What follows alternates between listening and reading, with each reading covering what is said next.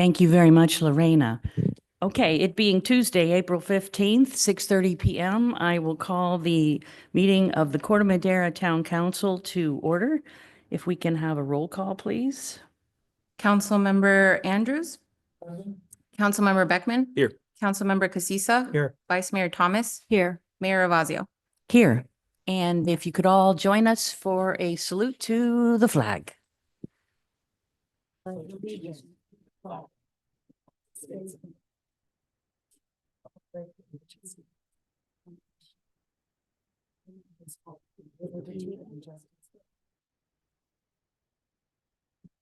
Thank you very much. This brings us to the traditional opening of our meeting, which is time for public comment. Any member of the public may address the town council concerning any item not on the council's agenda tonight. Speakers are limited to 3 minutes. And I will ask now, is there anybody in the audience here at Town Hall who would like to have your 3 minutes of fame on the microphone? Or just your comments? Anybody? Okay, is there anybody online who is waiting to speak? We do not have any hands raised for open time. Okay, so we'll move on to item number 3, which is presentations where there are none. And then on to the consent calendar. These are items that are considered to be already discussed or not needing conversation, but if there is anybody who would like to pull anything off the consent calendar for discussions, that can happen either by council or staff or member of the public. So is there anyone who would like to pull something off of the consent calendar? Seeing no indications of any, is there anybody online who has their hand up? We do not have any hands raised at this time, and we didn't receive emailed public comment for items on the consent calendar or request for removal for any items. Okay, so is there a motion regarding 4A through 4D? I'll move items 4A through 4D for approval. Second. Okay. Councilmember Andrews. Councilmember Beckman. Yes. Councilmember Casissa. Yes. Vice Mayor Thomas. Yes. Mayor Ravazio. Yes. Thank you. The motion carries. Okay, next up is a public hearing. This is our second hearing on this item. Consideration and possible adoption of Resolution 15/2025, which updates and establishes building and planning fee schedules, including other regulatory fees. Can we start with a staff report from Amy Lyle? Yes. Good evening, Mayor Ravazio, members of the council. Amy Lyle, Community Development Director. And you're correct that this is another conversation about our fees. This is the formal public hearing tonight on possible adoption of our fee update. And tonight with me, we have Bernie Sapé, our Chief Building Official, and also Terry Madsen of ClearSource Financial, who is our consultant that helped us with this effort and prepared the fee study itself. So we have a more brief presentation for you tonight, and then we're going to grapple with one issue related to appeals and what fees you would like. So let's move forward. Next slide, please, Lorena. So just to catch you up on where we've been, we did hold a public workshop with the Planning Commission in March, received a lot of great feedback, which was incorporated into the draft that you reviewed at the April 1st meeting where we held our study session. And then based on your feedback, tonight's package includes everything that you requested, as well as our staff recommendation on appeal fees, which we will talk about at the end of the presentation. And then if adopted tonight, the fees will go into effect on July 1st, which gives us ample time to be able to message this to the community and set up our permit system and our budget system to accommodate the change in fees. So with that, I will turn it over to Terry. Next slide, please, Lorena. Thank you, Mayor and members of the City Council, for allowing me to speak with you again.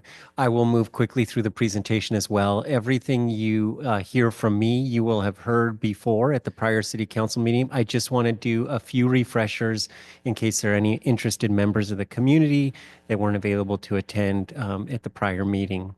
So Just by way of reminder, communities generally use their tax revenues to fund services that provide broad community-wide benefit.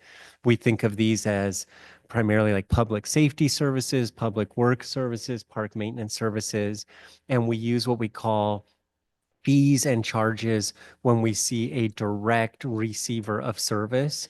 In this case, for this topic, we'd be thinking about like permit processing, plan review, construction inspection, and so forth. Those are direct receivers of service. So we frequently find direct recovery to free up those general resources to provide broad community benefit.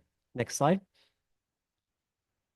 This study is limited to two areas, building fees and planning fees.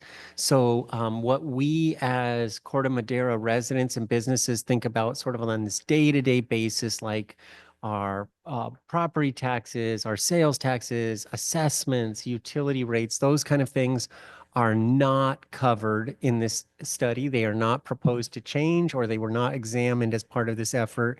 This effort was limited to what we call user and regulatory fees, and they are discrete required services outlined by your city zoning code or the California Building Code and so forth. Next slide. And so just as a reminder, the reason that towns do these types of studies is to comply with legal requirements, because these are fees and not taxes. We want to ensure compliance with the California Constitution and the California Government Code that give us direction. And the primary direction is we're not in the profit-making business. We're eligible to recover our costs of service, but we don't want to exceed that. So this is like a cost offset. When we do recover our costs of service, we are by definition freeing up the general fund resources of the city to be used for other purposes. And our hope is that when we recover our costs of service, we're positioning ourselves to continue to meet the service level expectation of the community. Next slide. As council members, frequently what we see is this idea of philosophically, what do we want to do when it comes to cost recovery? So this study identified the town's cost of providing services, and the council is asked whether to adopt fees that recover those costs or a portion of those costs. And frequently council members use this chart to help make that decision. When they see high individual benefit, they frequently target higher cost recovery levels. When they see high community benefit or a combined community and individual benefit, they frequently target lower cost recovery levels. In this world, most of the communities that we work with see this as sort of the fee services that we're examining, building fees and planning fees, as a clear high individual benefit service. And so we typically target higher cost recovery levels for these services. Next slide. I'll just talk broadly about the changes that are proposed. We'll think first about building fees, then the next slide I'll cover planning fees. On the building side of the shop, we are proposing to restructure fees just to enhance the correlation between what service is being provided and what fee is being collected. There are fixed fees established for your most common minor permit categories. So your homeowners wanting to do residential repair work and so forth, they should be able to easily see fees for services. Your contractor community should be able to easily provide estimates on town permit fees and so forth. The fee schedule is intended to scale, so it would allow for higher fees for more complex projects and lower fees collected for less intense projects. Next slide. On the planning side of the shop, consistent with other communities in the area, you use some time and materials billings to collect, to recover your costs. And so the idea here is, in the planning world, it's not as homogeneous as we might expect in the building world. And so two things may be called a use permit, but they may feel very different in terms of the effort required to review them and process them. And so when we use time and materials billings, we want to make sure that we sort of recalibrate those initial deposits so that your applicants have a better idea of what they might expect to pay at the end of the process. And then most importantly, we want to recalibrate that underlying hourly billing rate. And so we've done both of those in this study. And we have confirmed that your proposed billing rates, your proposed deposits, and your proposed fees do align to the region. Next slide. There was some feedback that we received from town council at the conclusion of the prior meeting. And I will turn this one over to Amy shortly, but the one was revolving around appeals and specifically what council policy would be towards appeal recovery. Another feedback we received was this idea that we had referenced discounted permit fees for construction to accommodate disabilities. And in our original fee schedule, we use this phrase qualifying disabilities. And the mayor mentioned, you know, let's just say disabilities, and just err on the side of caution there and assume that if somebody's trying to do construction to accommodate a disability, that we align with that. And so we've removed that phrase qualifying. And then another council member mentioned the idea of eliminating a mandatory sunset on some reduced fees for certain residential electrification projects, with the idea that we don't know where legislation will go. And, you know, the world could look different 2 years from now. And so no need to predetermine something. Next slide. Just as a reminder, there are a few categories that are proposed for fee discounts. One of them is for residential electrification projects. Next slide. Another is for that construction to accommodate disabilities. And then one more slide, please. And the third is the idea of constructing affordable units beyond that base affordable housing requirement. So those would be the three primary categories for discounted permit fees. Next slide. All right, the one area of focus that we wanted to talk with you all tonight and receive feedback on is the appeal fee. And as you remember, this was a conversation about if we should be fully cost recoverable on the appeal fee, or if there's different options around how we charge that and for what. So I wanted to start by just giving you a synopsis of how many appeals we've had in the last 5 years. So I've split these into two categories, those that have been appeals of planning commission decisions and also those that have been appeals of administrative decisions. So two different categories here. So we have had 3 appeals from our planning commission to the council, and this is in the last 5 years. So all 3 of those were upheld. And then appeals of administrative decisions, we've had 2, one of which was the appeal was denied and staff was upheld, and then one of which the appeal was approved.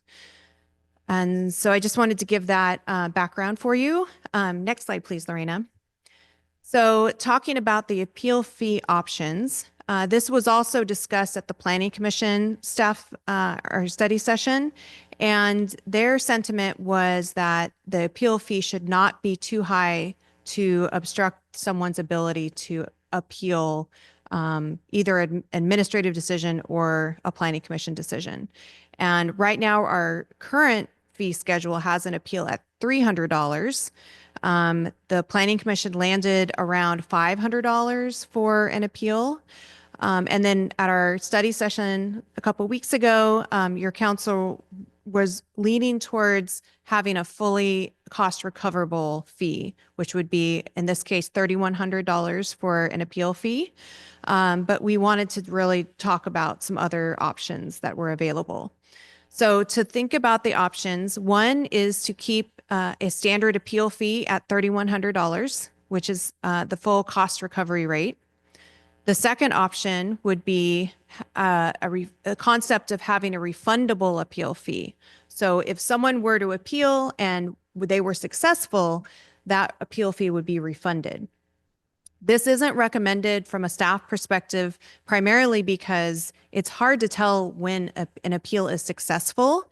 In many cases, the project will go through changes between planning commission and council. So it's not a clear yes or no, or, when, as far as if someone was successful. Because there can be that iterative process that alleviates issues that have happened with neighbors or makes the project more approvable in some way. The next option is splitting the appeal between applicants and non-applicants. So if the applicant were to appeal a decision, it would be a different cost than non-applicant, so a neighbor appealing. This is also not recommended primarily because there is a lack of equity between those two parties, and it may create complications when how we apply this. And then the fourth option is to split the appeal fees and offer a lower fee for appeals of an administrative decision.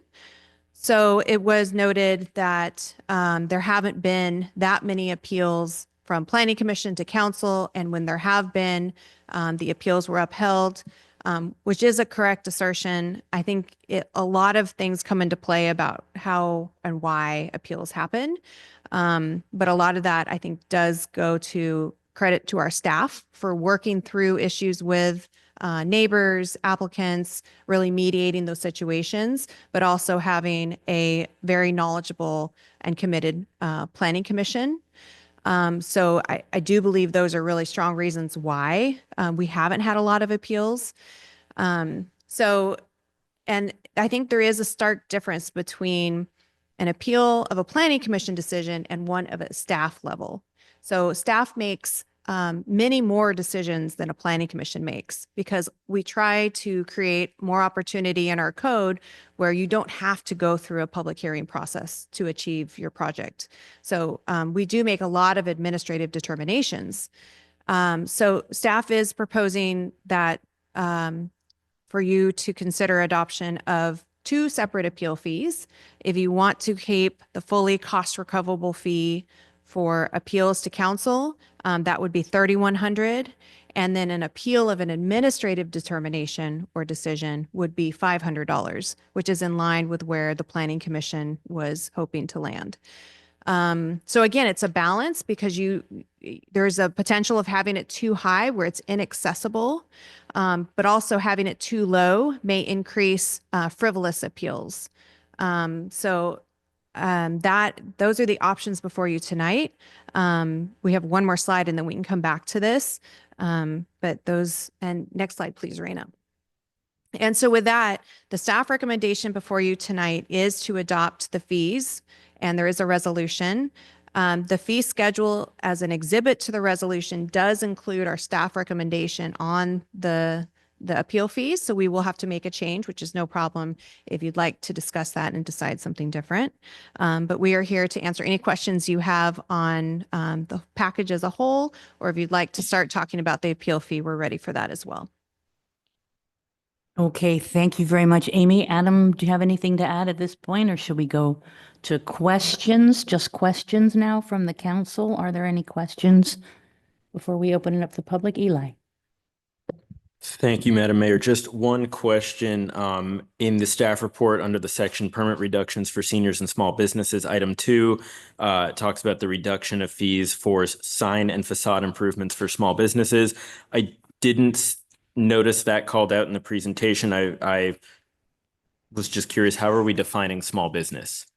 So what I am proposing is to really research those 2 options and bring that forward as part of a staff work plan for next year. Okay. I think there is some options around what do we consider a small business, and where would that facade improvement help really be valuable? And I think it'd be important to reach out to the business community to determine that as well. Okay, so this is really just on our radar for now. Yes. Okay, thank you. Well, while Eli's asking that question, I'll ask one follow-up. You do have the disability permit still in the existing one that we're passing. It's just not specifically for seniors, right? It's for anybody with a disability. Is that how that one works, or? It's, it still calls out seniors and veterans. It just removes the word qualifying from the phrase. Because those are the two categories that are called out in the California Government Code as logical discount opportunities. So if it were a child with a disability, you're saying that wouldn't qualify? Because we're saying, took out the word qualifying, but we're saying only seniors and veterans may qualify. As it's worded right now, that is correct. If you'd like us to modify the wording, we could absolutely still adopt the fee schedule with a modified wording recommended. If we misinterpret it, we can modify that wording. Okay, we can come back to that when we're doing comments. Rosa or James, any questions? This wasn't. Oh, thank you. This wasn't what we were just talking about, but I did have a question about tree removal. Can I get that now? Okay. So currently, if someone is removing a tree, do they have to inform the town whether they need a permit or not? Is the town somehow notified? And the reason I'm asking this question is that sometimes a tree is removed, a neighbor just sees it removed and is like, you know, I love that tree. That tree was like a sister to me. Why is it gone? Right? So then they'll say, well, maybe this tree was illegally moved, but there's no record of why it was removed. And so I'm just wondering if at this time, does the town require that any time a tree is removed, there's some kind of communication that is recorded? That's a great question. We do require that conversation to be had, and we don't require a permit if the tree is dead, dying, or, you know, something of that sort. I will say we don't always hear about those situations. If I'm sure it happens and neighbors agree on it, we do hear about them when there is a code enforcement complaint. And so that does get a little tricky to do the research to determine, was that tree dying? What was the state of things previously? And so, for instance, this is why we have on our staff work plan to really revisit our penalties, because as it is right now, it almost costs more to get a permit than it does so to get permission versus ask for forgiveness. Right. And it right. does create issues. So, but we always have a conversation when people come in about trees and if they have one of concern. Sometimes they'll have an arborist report or we'll request one if it's unclear. But most of the time we can determine that it's dead or it's causing some kind of danger in a situation like that.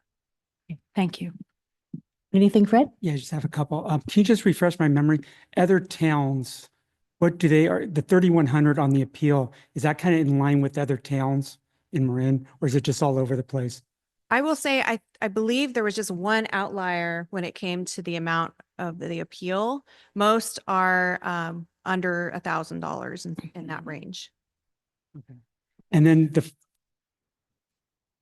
the 5 or so appeals in the last 5 years or so, when those people appealed, it was all at the $500. Our current fee is $300. for an 300? appeal. Okay. And I'm sorry, just one last question. The 3,100, do you think that, and we probably went through this last meeting, I apologize. Do you think the 500 is too low, but do you think 31 is just so far out there that's going to actually discourage people from trying to appeal? It's unknown. We did not receive any public comment on this. So we did talk about it at the planning commission meeting and their sentiment is that it would be too high. All right, thanks. Okay, so now we'll open it up to the public for any comments on the fee structures, the planning. Anybody from the public? How about online? Is there anybody online? We have a hand raised from Roy Wolford. Okay, Roy, go ahead. Good evening. A question, just one question.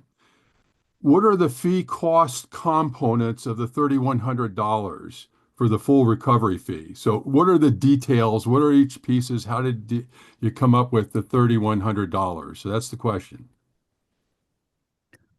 Okay, can you complete your comments and then we'll turn the questions over to staff? Is there anything else or was that all?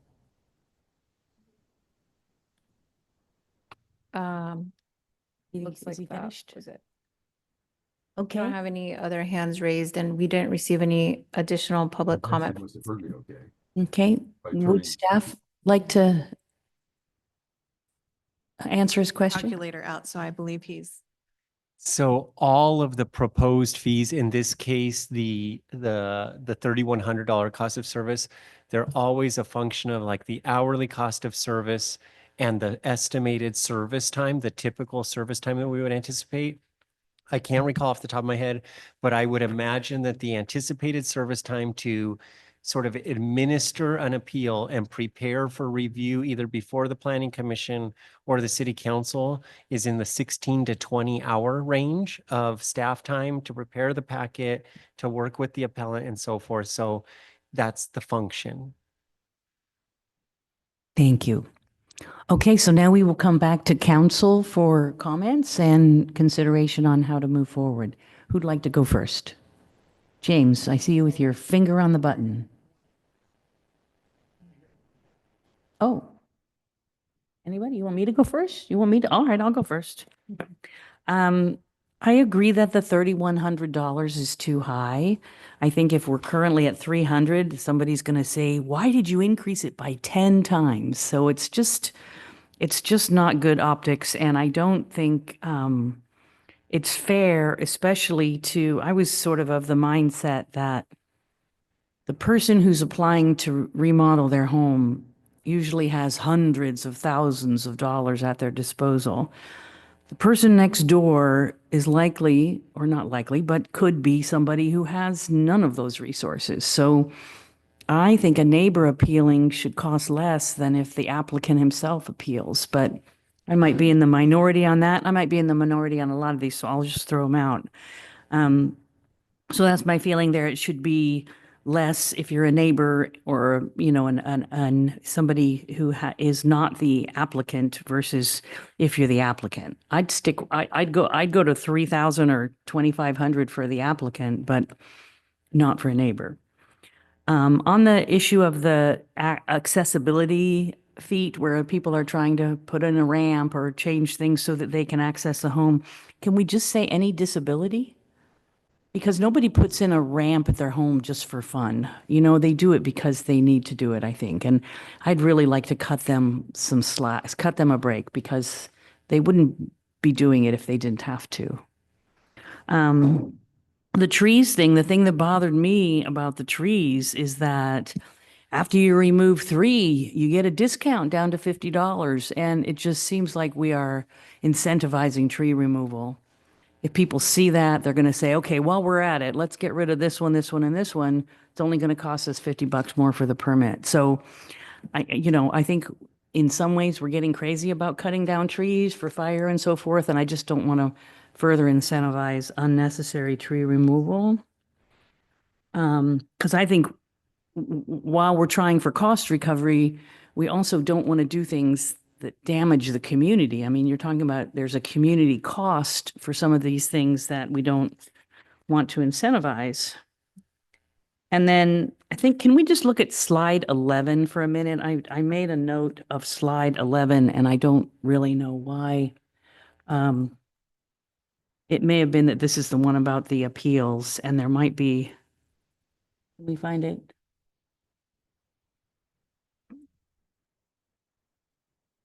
Oh, okay, no, this is fine. And, can we go even less? Can we do a 50% with a 50% town subsidy? It just seems like a, 25% discount. That's what seniors get on Tuesday. It's not where we're really showing that we want to help people in need. And I think it's a great opportunity to do that. Okay, so that's all my comments. I love going first. That was fun. Who's next? Go for it. You always have. I want to hear what you have to say. Go ahead. Very kind. Well, thank you.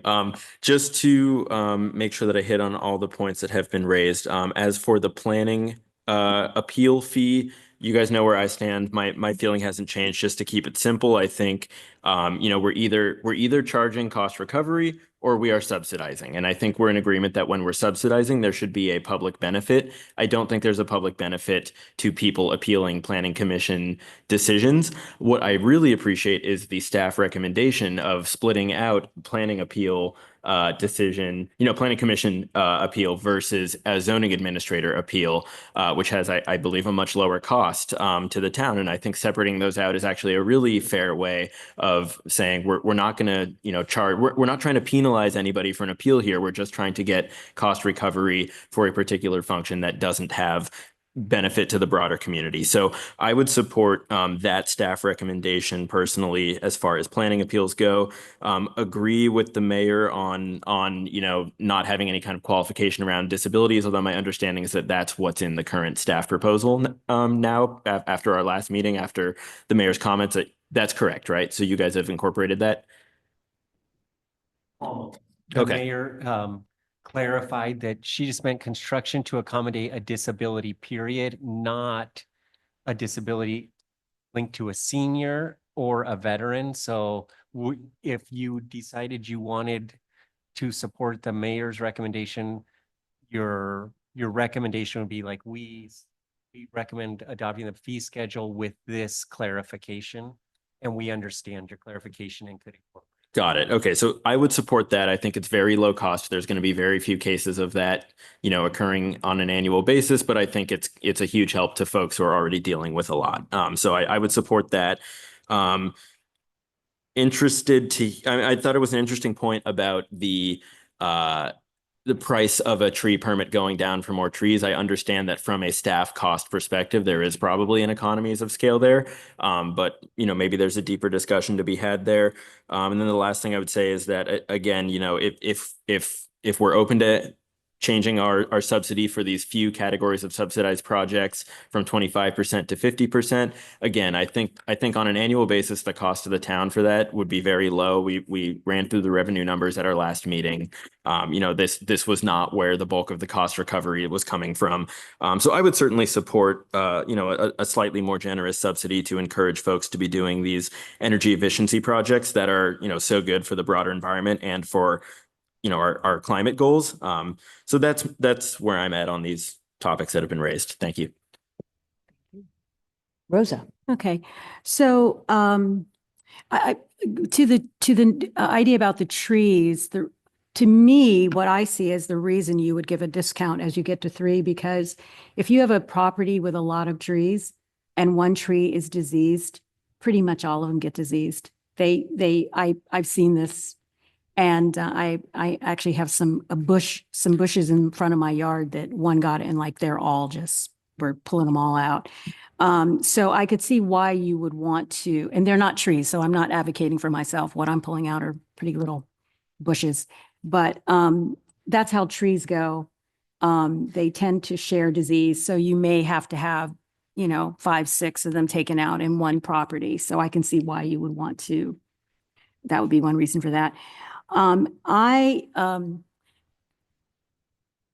don't think we want to make appeals appealing, so I'm for keeping it, the schedule that the staff recommends, full cost recovery, if it gets appealed to the council, and $500 for anything that is more administrative. Because, even if a neighbor asks for an appeal, I think that sometimes, and when I was on the planning commission, we saw this a lot, where people would sort of get used to a change. Change is hard for people. And so they might want to appeal an addition or something, but they just, once they've had it, they're like, oh, it's just new. They just get used to it. And I think it would contribute to neighborliness. Even if your neighbor, appealed and they won, what happens to neighborliness? Is your neighbor going to like you if they, so there's a bigger thing that happens there. And then, let's see. Yeah, I support with, that we make, basically for all disabilities or, whether it's aging, a child with a disability or whatever. I think that you would want to provide a discount for them. And, also, I would support, as, Councilmember Beckman said, to, encourage energy efficiencies. So we want to look at providing incentives for that as well. And I think that's all I have to say. Thank you. James, Fred? Yes, first of all, disabilities, I agree with the implied subsidies. My question is how do we define disabilities and how are you able to ascertain it? You know what a veteran is, you know what a 60-year-old is. Do you run into problems? I'm thinking best analogy is service dogs. Are you allowed to ask somebody, if they bring their service dog, to define it? And have you suddenly stepped into their private space? So that's. Yeah, that's a great question. And I think in this case, it will be wheelchair ramps, handlebars, things that you would not be doing unless you had a disability. Okay. So there may not be a vast need for us to qualify that disability as that language currently states. So that will be part of it. But if we absolutely need to, we can ask for a doctor's note. So there is an area of our zoning code right now that someone can request a reasonable accommodation or a relaxation of a zoning code requirement. And that does require a note from a doctor. So that is one way we can verify. But in most cases, it'll be clear that they are trying to accommodate a disability and it's not a third story or, something outlandish that we can't say that's related to a disability. Okay, good. And then in terms of the appeals, appeal of the zoning administrator and administrative terminations, $500. No problem with that. It's the higher one that's giving me great pause. And the reason why I say that is in Corte Madera, for most people here, a significant portion, if not a majority of our net worth is tied up in our houses. So we're kind of defensive about them. Also, most Corte Madera residents that I can see tend to be house rich and cash flow poor. And so and that's particularly true of the retirees on fixed income. So if they want to appeal, they just don't have the ready cash to do it. Also, once you get it up much above $1,000, in my opinion, you're setting up a two-tiered appeal system. If you're rich with a lot of cash, you can appeal. And if you're cash constrained, you're kind of out of luck. And from a, folks talk about neighborliness. I'm just thinking of how people perceive the town's relationship with them, that, okay, if you're rich, you can do what you want. And if you aren't, you're on your own. So I guess where I'd come out for a planning commission appeal, I'd say somewhere between 500 and 1,000 is sort of the range to think about putting it. So that's it. Thanks. Going last, I lost track of all the comments. So let me, I'll keep it short. I'm okay with the disability part. I'm okay with the discounts we're going to do. I think I would agree with Rosa on the tree thing. I don't know about increasing with the number of trees, because I think you're right. If people go in there, they may have like a lot of trees they want to cut, which some of them it may be warranted. I think we may be able to just leave it the way that it is for now. I'm okay with the admin, the $500. I'm talking fast, sorry.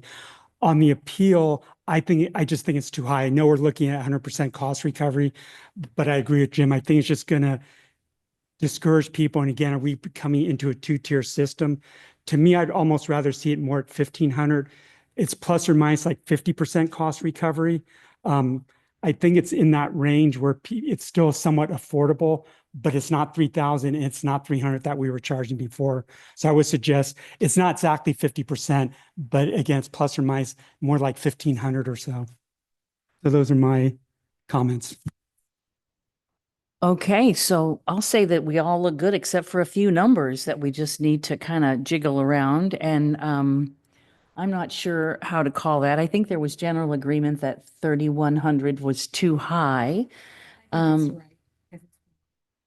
Okay, so two out of five. Yeah. So I think James and I and Fred are all on the page of, I mean, to me, it's about making it so suddenly too, that it's just such a dramatic increase right now. And maybe if we two-step it, if we really want to go higher, do it gradually. So, I don't know, 1,500, 1,000.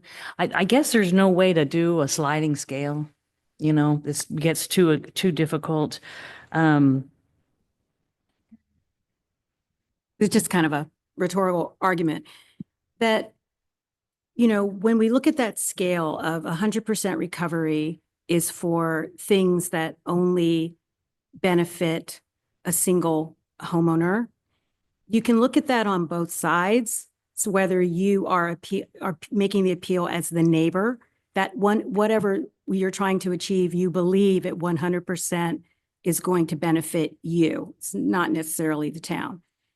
With the neighbor, with the person who wants to make the improvement to their homes or whatever, it's 100% for them too. So I'm just making the argument that either way, whoever appeals it, it's 100% in their interest. It's not, because the commission has made the determination in the interest of the town. Usually it's either the law or, some kind of detriment that it would be to the town. So the town's interest overall, the community's interest has already been served by whatever the planning commission decides.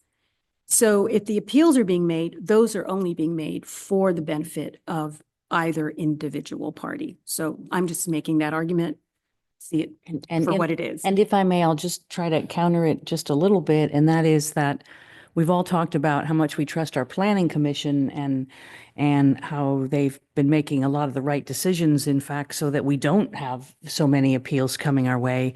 And they're saying they think it's too high. So I really think we should give them some, not that we're not respecting them, but I think we should respect their call for that. And I kind of disagree. I think, I know of some, poorer, older neighbors who have gone to bat back in the day when things actually got turned down. They would appeal, and they were appealing on behalf of the whole neighborhood because there was, going to be a huge house going into an area of little cottages. And back in the day, they were recruiting. I mean, they were working for their community, not just for themselves. So, I think it works both ways. I wish there was a way for it to be totally equitable and totally fair, but there isn't. But I do think we have a majority saying not full cost recovery. I think you got to get it under 3. I think it should be under 2, ideally. And these guys think it should be down to 1. So I think it should be more like 1,500. 1,500. And again, it's about 50% plus or minus cost recovery. 1,000 this year and then 1,500 the following. I'd go with that. 1,000 this year. I know Larkspur's 1,000, and I don't see why we want to be, that much different from our twin city. So yeah, that's where I would go. So we usually slide up or down on a tax, not on a fee. We try not to do a big tax increase at once because that hits everybody, but you can certainly do that, but I'm just saying that's not what you usually do with a fee. That's usually what you do with a tax. Also, if there's been that's- 3 appeals in the last 5 years, that would suggest that there's a good chance that, nobody's going to file an appeal at $1,000 and the next appeal will be after it's gone up to 1,500. But Good point. Yeah, I would agree with those comments. I think we should just leave it at 1,500, not phase it in. Okay, but there were some other little, if we can accept that as, and keeping the administrative bifurcation, I think that was really a smart thing to do, from both a cost recovery standpoint and a fairness to the, to what's happening. But what about the trees? What about I think we solved the senior thing. Were there any other issues that you guys had that were not addressed yet? I was keeping notes here on what everybody said. So we had a clear majority in favor of the $500 zoning administrator appeal. Right. We just covered the planning commission appeal. Yeah. We had a majority in favor of covering all disabilities. I believe we had a majority in favor of leaving the tree section as it's currently drafted. And I believe we had a majority in favor of raising the subsidy from 25% to 50% for those few types of projects that we identified. Well, thank you for that summary. Sure. It's very good. So can we accommodate those points? And if we can, then can I get a motion that we pass, that we approve the, you want to have them do it again? No, let's move it with Oh, you'll make the Eli's motion, okay. summary of amendments. So 1,500 will be the appeal amount to the planning, to the council, 500 when it's administrative. And the rest of Eli's list, which he'll be glad to pass on to you. It sounded very good. It was very accurate. So good work. The 50% cost rate. So we will say that the reduced cost recovery for construction to accommodate a disability, we will remove the phrase senior citizen will. So it'll be all. Could you just restate what you were just saying? So just to clarify, we understand the construction note, the footnote cleanup to accommodate disabilities. And then there was this other statement that said, let's just target 50% cost recovery for the discounted permits. I just wanted to make sure that was discounted permits for the residential electrification, discounted permits for the construction to accommodate disabilities, and then the last one, discounted permits for affordable housing units in excess of that required threshold. Yeah, I think if we can maybe pull back those slides up again to just review what's currently drafted, but my understanding was basically anywhere where you saw in the presentation 25% proposed, change to 50%. Yes, that's what my understanding of that was too. Thank you. And this includes big multiple unit affordable housing, like the 99 units that are going in now. This would qualify for a discount. Actually, for that project, their fees have been locked in under. Right, for that project, but another one like that coming in under this would get the discount. Yes, or any project that would have units beyond the 20% inclusionary requirement. So it's an Okay. incentive to go beyond what we require. Okay. So you think it's a good idea? I do. Do you Okay. think it's a good idea? That's the question. I want to know what you think. Okay. All right, so we have a How motion tall will it on the be? floor? I'm sorry? How tall will the result be if we keep telling add more units on top? That's a discussion for another day, I'm afraid. Okay, Okay, so we have a motion on the table, I believe. Is there any more discussion about it before we vote? I will second. Councilmember Andrews, yes. Councilmember Beckman, Yes. Councilmember Casissa, Yes. Vice Mayor Thomas, Yes. Mayor Ravazio. Yes. Thank you. The motion carries. Okay, see, that was easy. All right, coming up next is item 6A, and this is consideration and possible adoption of Resolution 16, 2025, approving the purchase of a below market rate BMR unit for the price of $255,000 from Marin Housing. And number 2, authorizing the Director of Community Development to create and implement an employee housing program. Once again, I believe that's Amy Lyle. Thank you so much. So this is a continued conversation about the option to be able to purchase a below market rate unit and the creation of an employee housing program. I will say we also have on Zoom Jeff Kelly of Marin Housing in case there's questions related to the below market rate program, which he runs, or the purchase from Marin Housing. And so next slide, please.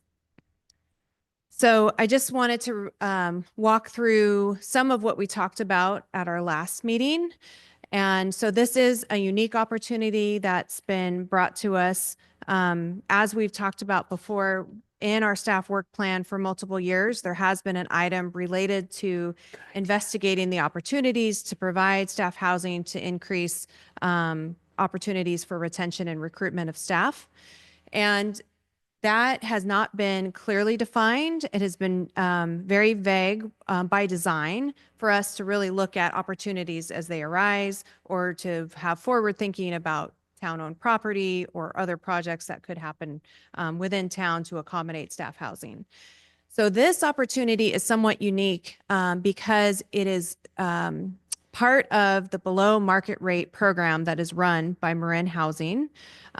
This unit came up for sale through that program, and Marin Housing asked us if we would like to purchase the unit. So to give us time to contemplate that decision, Marin Housing has purchased the unit on our behalf, and they are holding that for us. There are some holding costs associated with that, and they really asked us to speed up the conversation because this is tying up funds that they would otherwise be using for the full below market rate program. So the unit that we have an option to purchase is at 77 Parkview Circle. It is at a cost of $255,000, and that really is because this has been in a below market rate program and has not appreciated in the same way that other properties do.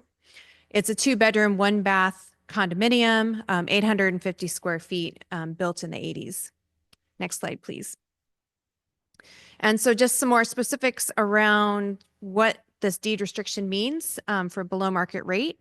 It means that the occupants of this unit would need to make 120% of the average median income. So that means they would have to be monitored to make sure that they don't make more income than that amount.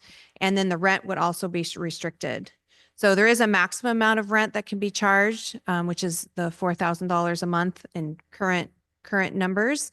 But that would also be restricted based on the income of the unit to be no more than 30%. So there's just a helpful little table as far as how much would someone or a family need to make depending on the number of persons to be able to qualify for the unit. And next slide, please. So part of this option is to provide this opportunity to members of town staff. And so we did not build a full employee housing program, but we wanted to provide you a semblance of how this may work. And so if you do decide to buy this unit, then there would be the investment of time to really create the program and all of the components.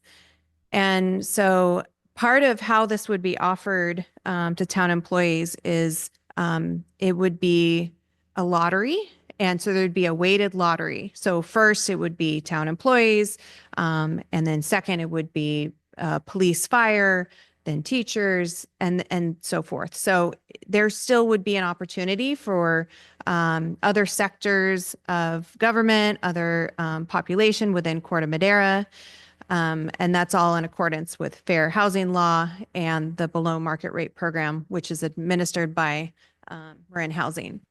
So as far as what the employee housing program may look like, it is one, really making sure that those within the lottery are eligible. So really vetting the people that were interested and part of the lottery, creating that marketing and lottery plan for the unit.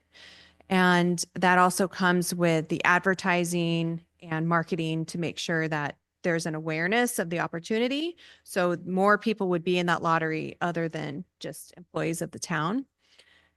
And then also monitoring of the below market rate rent. So that restriction and the income of the occupant. So that monitoring would hopefully be through Marin Housing with this option. They are working with other jurisdictions on the portfolio within other jurisdictions and have actually recently offered to start monitoring our rental program as well. So we're working with them to see how, if that's possible. So the other part is just the maintenance of the units. So we would hire a third party to be able to maintain and have a contact for whoever the occupant would be. So that just gives you a little bit of idea of how we're thinking about this and what we would build out. And we can answer more questions about this as we move along. So the next real option to grapple with is based on the decision to purchase this unit, what funding is available to purchase with. And we did investigate the options with the Affordable Housing Fund. This fund currently has a balance of $390,000, but there are complexities to this. A lot of those funds have been part of payments by commercial or large employers that have had projects within town, and they are required to pay a portion into this fund so that the town may build housing to accommodate their employees. So this is a very common in lieu fee that's established in a lot of jurisdictions, but it does limit how we can use those funds. So those funds need to specifically be used for the employees of those organizations and those businesses. So it would be hard to say that we could use a portion of them and market it towards town staff or government when really those funds are earmarked for building housing that those businesses' employees would be eligible for. So the proposal is to use our town capital project and budget for this purchase, and Adam can talk through that option for you if you'd like to go further with that discussion. And next slide, I think that's all the components. So there is a resolution before you. It is our staff recommendation to move forward with this.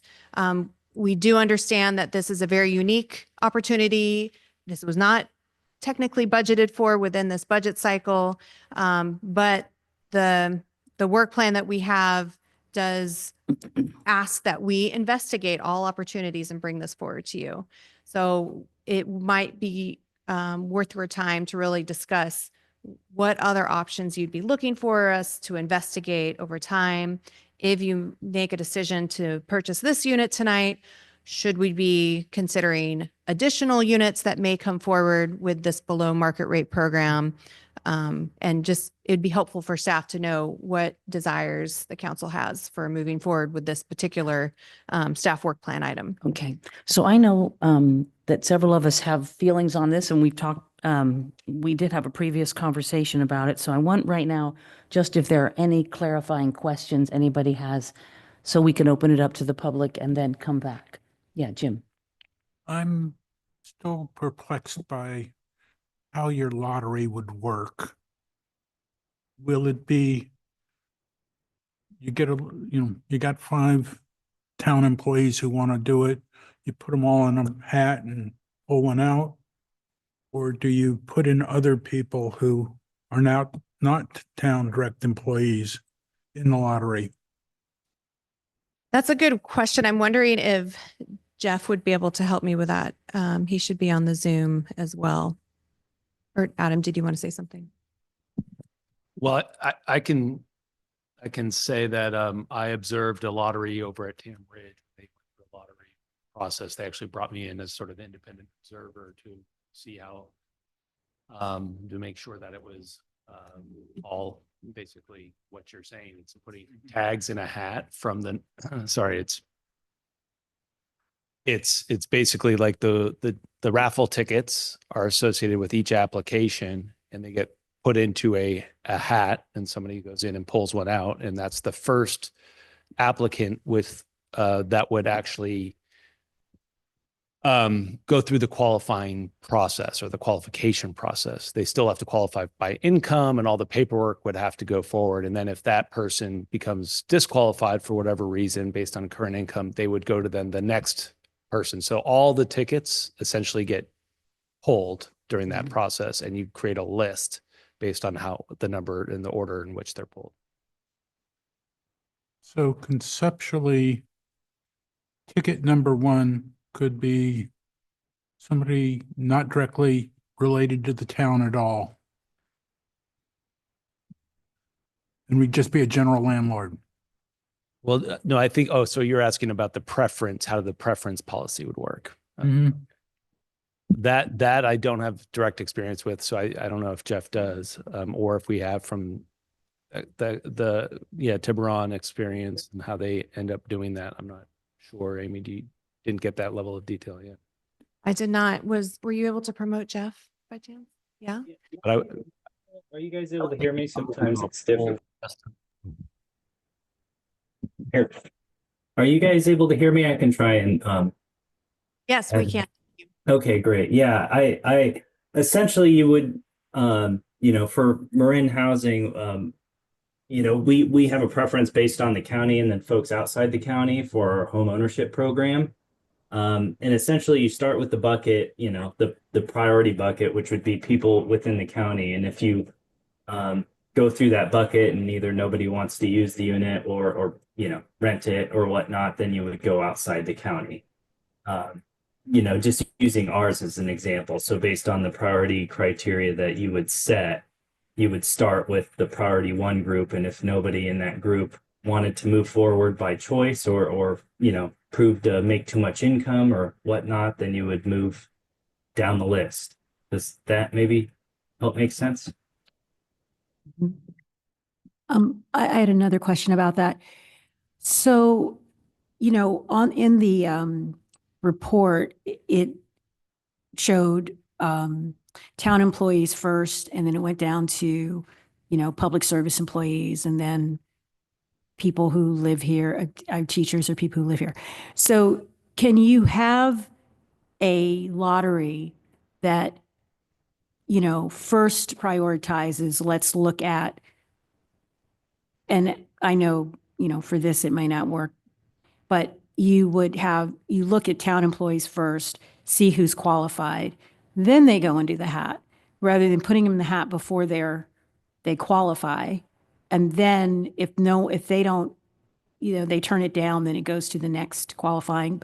Basically what I'm saying is who gets to set the rules for the lotteries? Jeff, would you be able to speak about that and the preference if there's more than one sector? Yeah, and sometimes my mic takes a second. Hold on one second. We're going to try to turn your volume up. Okay, yeah. It's on our side, so I think you're Okay. fine. But Sounds good. So yeah, I mean, essentially it's a local ordinance. The BMR inclusionary ordinances are local. So, you know, in essence, you would set the priorities. Currently for, you know, Marin housing, because we operate, you know, countywide, you know, we use a preference that's essentially countywide. But for this program, you know, if you guys are operating an employee housing program, there are other examples of various employee housing programs that, you know, have preferences on you know, you can use employment as a criteria to select applicants. And Okay, there are other evidence, other groups around the Bay Area doing that kind of thing. great. Thank you. Okay, thank you. Are there any other questions right now, Fred? Yeah, a couple. Do you know if there's any maintenance that needs to be done on that property? I other do wor- not. I know there was some work completed with the recent change. So Jeff may be able to answer that question as well. Okay, and I'm just looking at it from a point of, is there going to be a capital outlay that the town's going to have to outlay money to do whatever improvements No, I believe it is move-in ready. And there, for instance, there is a new water heater and new carpet. So it has been fully rehabbed for someone to move in. Okay, and then what would be, if we approve this tonight, what's the timing on this? Because it sounds like we approve it tonight. Does that mean like we close escrow in 30 days? And then after that, you still have to come back to us with the program? I'm bringing this up because we would have holding costs, depending on when you come back with us to get the lottery and that part of it going. So it is, if we do decide to do this tonight, I'll be working with Marin Housing and Adam to make sure this purchase happens as fast as possible to be able to free up the funds that Marin Housing is using to hold this unit. And, but there is no loan involved, so it should be pretty expedited, but I don't know the actual time frame, but it would be prioritized. Okay, but we still have HOA fees we'd have to pay. And do we have to pay property tax on that property? Jeff, are you familiar with whether the property taxes are part of the equation?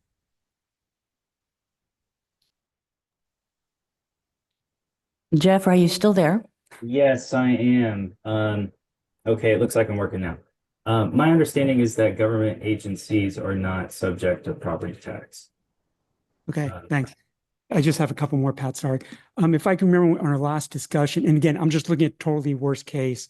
If something happened 3 years from now, we could take that property and sell it back to the Marin Housing Authority. Again, it's not like an investment property. We're looking at massive appreciation or anything like that.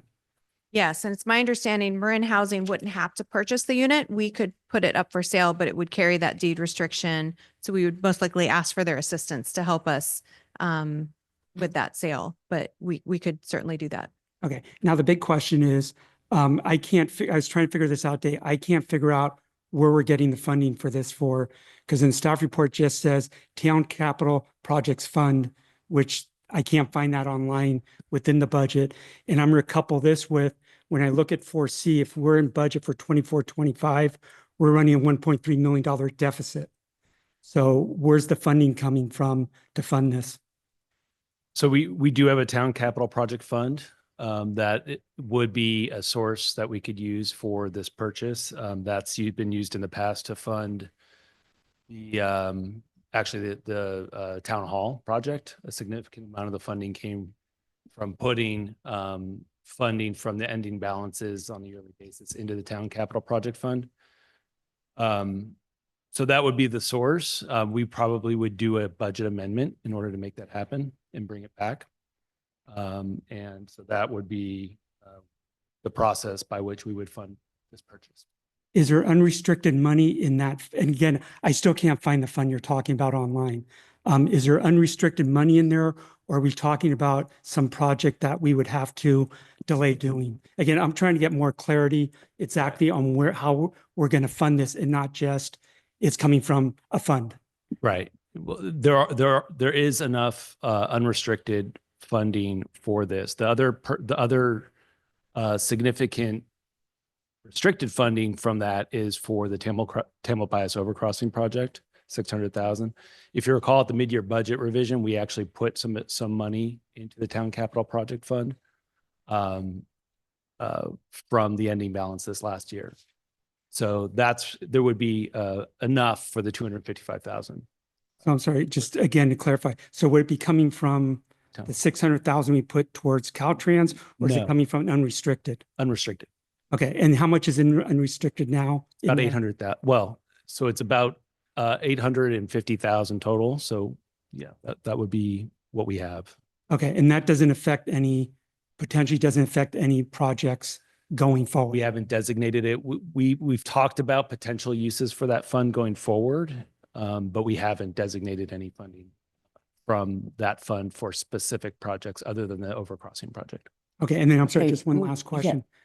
The 1.3 million deficit, does that affect that deficit plus or minus? Because again, we're looking at this fiscal year 24-25.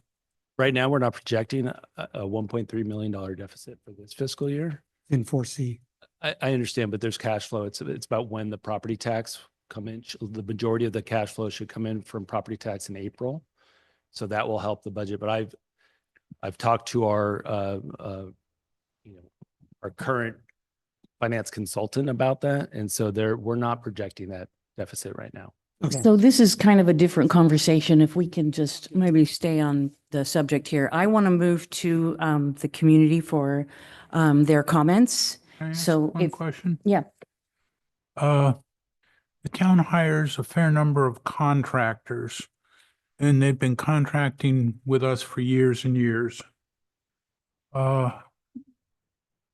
Would it be possible to include any of their employees in there if we don't hire all the town? No, this would be only for town employees. Okay. okay, so I'd like to open this up to the public. If you have a comment about this program, I invite you to step up to the microphone. You can have 3 minutes. Yes, ma'am. Step on up. And anybody else who would like to speak, we'd love to hear from you. We haven't really had a chance to hear from the community on this. Yes, good evening. My name is Vicki Newton, and I live at 8 Tamil Vista, Corte Madera. And I've been following this because I myself have a rental unit, not here in this state, but in another state, and have found a myriad of problems that come up with this. And the first thing that hits my face when I look at this is just one unit. And we're talking about a multiple of people who might be qualified out of one unit. And I'm wondering if there are any plans to expand this. So in this same area, this, whatever this Paradise Terrace thing, wherever it is, and who is going to be, there's a lot of oversight that needs to happen during this. Question, what happens if someone who is in there begins to earn more money and is discovered to earn more money than is supposed to be allowed? Are they going to be kicked out? What happens? And what happens, for example, if there is the unit is not maintained so that it becomes perhaps almost unsafe in various ways? I'd like to know how those kinds of things can be addressed, and if there's going to be some other committee that's created to investigate and make sure all things are going well. I don't know. Just questions. Thank you very much. Anybody else? Cheryl? Cheryl Anjanati, also 8 Tamil Vista. I also have doubts about this program. I see it, not just the setup, but I think even hiring a property manager, there still will be ongoing issues that town staff will have to take care of. And I don't see that the benefit to the town or the staff will really be greater or sufficient to merit that town staff time. And I also am a property owner elsewhere, and even finding a property manager can be difficult.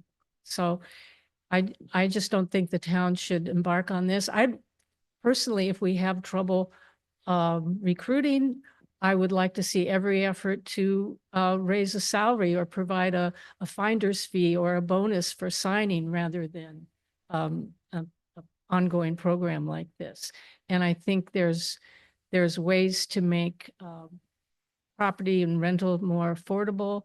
Of course, you probably know my passion is bicycling, and when people use an e-bike, they can get an e-bike for a couple $1,000s and have lower maintenance costs, and they don't have to pay for a car or the parking for a car. So there's a lot of ways that if we're really focused on making housing more affordable, we can do that. Thank you, Cheryl. Is there anyone else from the town council chambers here? Anybody else who would like to speak on this? Okay, is there anybody online who'd like to? We have two hands raised, one from Roy Wolford, and then we'll go to Karen Gerbosi. Good evening again. I just want to ask the council members to remember what the two previous speakers said. They are very, very wise. I was an owner of rental property in Marin County, and I was fortunate enough to be able to sell it in 2023. There are always a lot of costs, a lot of unanticipated issues. If you have somebody that occupies the property and refuses to leave, there's going to be huge eviction costs. And I'm sure Amy would be glad to do 100% pro bono work. Also, I'm asking, you like that, Amy? Okay. So I'm asking the council to, I'm going to say postpone, but probably just kill both the issues of the purchasing of the property and the workforce housing. Now, in the last council meeting, or in 218, I asked a dozen questions. And I was told that if I submit an email, all the questions would be answered. And that also follows up a previous meeting where the fire chief was there. I asked questions and they weren't all answered. And there I was told that you submit written questions, they will be answered. You know how many questions have been answered to this point on these issues? Zero. That's nothing. So please, let's have some integrity in this issue and some common sense and understand. And what Fred had just said about where we are budget wise, that's really, really scary. I mean, really scary. So let's set all this stuff aside about buying property. A number of my questions related to how well we did in the past with the properties. So there should be detailed answers to all the questions that have been surfaced tonight and presented. And they all need to be answered before moving forward. And this, I mean, being a landlord in California is hell because of all the rules and the regulations of renting and all the issues that can come out of renting property, being a renter, being a landlord, trying to get somebody to support it, and it'll be a very costly issue for the town, I'm sure. So please answer my questions. Please do not move forward with this particular item tonight until all the questions are answered, and listen to the wise people who have experience in this area. Thank you. Thank you. Thank you very much, Roy. You say there's one more? Yes, from Karen Gerbosi. Karen, you can go ahead. Hi, I'm a homeowner in the homeowners association in which this property exists. So there's 148 units in Meadow Creek Station. This is over on the east side. So I'm relatively familiar with where that unit is and what it is. I have a question about what are the HOA fees? From looking at when my HOA fees were last increased, I'm guessing that the HOA fees are somewhere around $650, $700.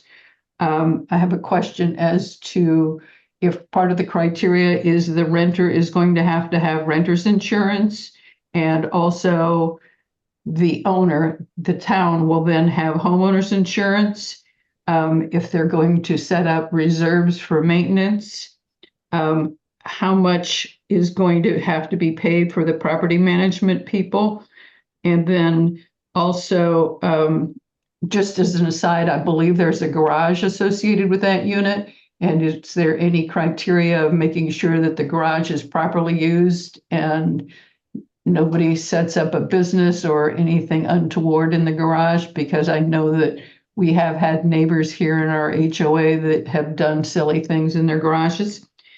And then the last thing that's completely unrelated to those kinds of questions, which I'm familiar with because I'm a homeowner over here, is that as the chairperson of the Sales Tax Oversight Committee, I'm thinking from Adam's response that you're not looking to use funds from the sales tax resources for this property.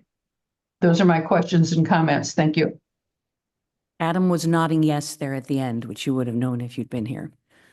Okay, so with that, I will bring it back to the council, and I am going to go first this time because I have some kind of strong feelings about this. I really want to thank Amy for diving in and exploring this. This was the council's enthusiastic response to the idea at our January work plan meeting that kind of set this ball in motion when we heard there was a unit for sale for $200,000 when the market value of that property would be $800,000. It sounded like a really good deal. And we have heard lately that there are serious problems with our staff not being able to afford to live here. And therefore, we either get people who are commuting from long distances, and we just don't have the same kind of sort of community around our town that we would if a lot of our staff were able to live right here in our town. So I was one of, I think all of us were pretty enthusiastic about the idea. But as I think Cheryl put in an email, the devil is in the details. And I think in this case, the details are the devil that we're dealing with. And I think Amy Lyle's time as our community development director is way more valuable than being a landlord, which is basically what you would be here. And you would not only be a landlord, but you would be a landlord running a housing program, which we don't have the bandwidth to run. And maybe, the Marin Housing Authority, who is based in that, is really the place to turn to there. And further, I think our biggest job as a council is to really help set the town's priorities. And while that would benefit a staff member to have a place to live, if I had $250,000 in unrestricted funding to spend on this town right now, I can think of 10 ways to do it. And ways that the community overall would benefit. Improvements to the community center, other things happening that, I don't know, the Tainter steps. I could list 10. And there's nothing wrong with this program, and I think we should be looking out for more opportunities. I called the county myself to find out if Corte Madera's municipal employees would count in the new development out at San Quentin, because they're doing something that's just for county employees. But they said no, because of the funding mechanisms, they were not able to offer their housing to Corte Madera residents. But I think our job should be to find other ways that we can help. I think there were a couple of other ideas came up: signing bonuses, housing allowances, money that we can give employees to if they promise to live in Corte Madera. I don't know. But I just don't think this is the right opportunity at this time. And I didn't mean to usurp all of that, but I also didn't want to sit here and wait and then say it after everybody got into the details of the hows, when I think we haven't really even discussed the if on this one. And I think we should discuss the if. Should we do this? Should we do this overall? If you had to say right now, yes or no. So if I I'm can. sorry, go ahead. If I can, I would agree with a lot of Pat's comments. I was gung-ho on this also. I thought, hey, this is really great. But kind of coming here and I go, this is great. Kind of taking a step back and hearing this, I think there's too many different elements out there that are just unknown. One of them, again, it's the financial part of it. HOAs, are we going to make them get enough rent to cover the costs? Are there any unknown costs?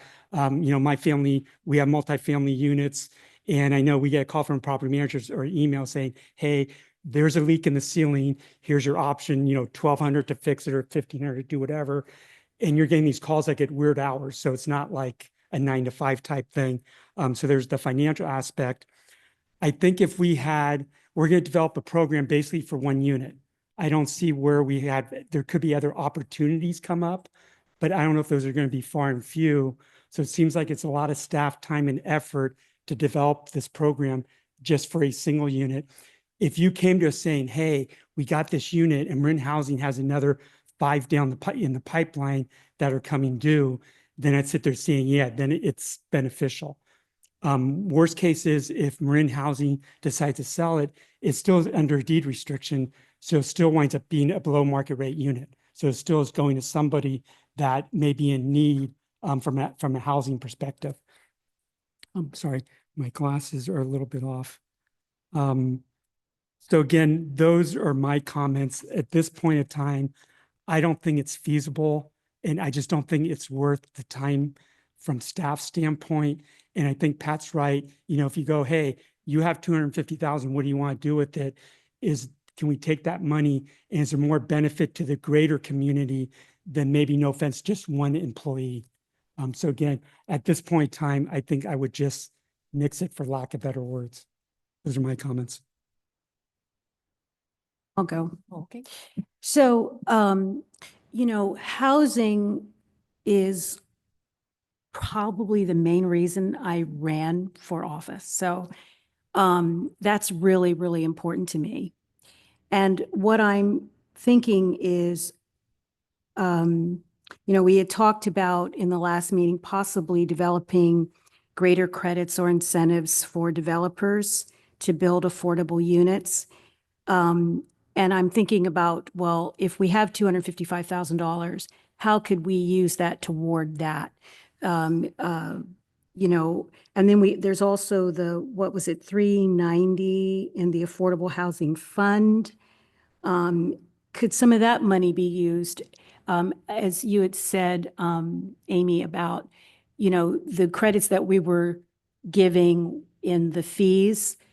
Was that really enough to incentivize them? No.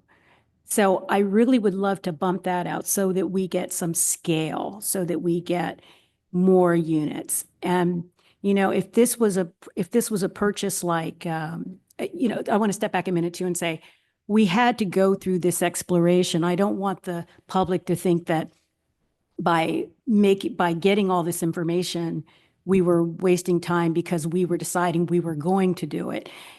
I wanted this information so we would decide if we would do it and could we do it, this unit.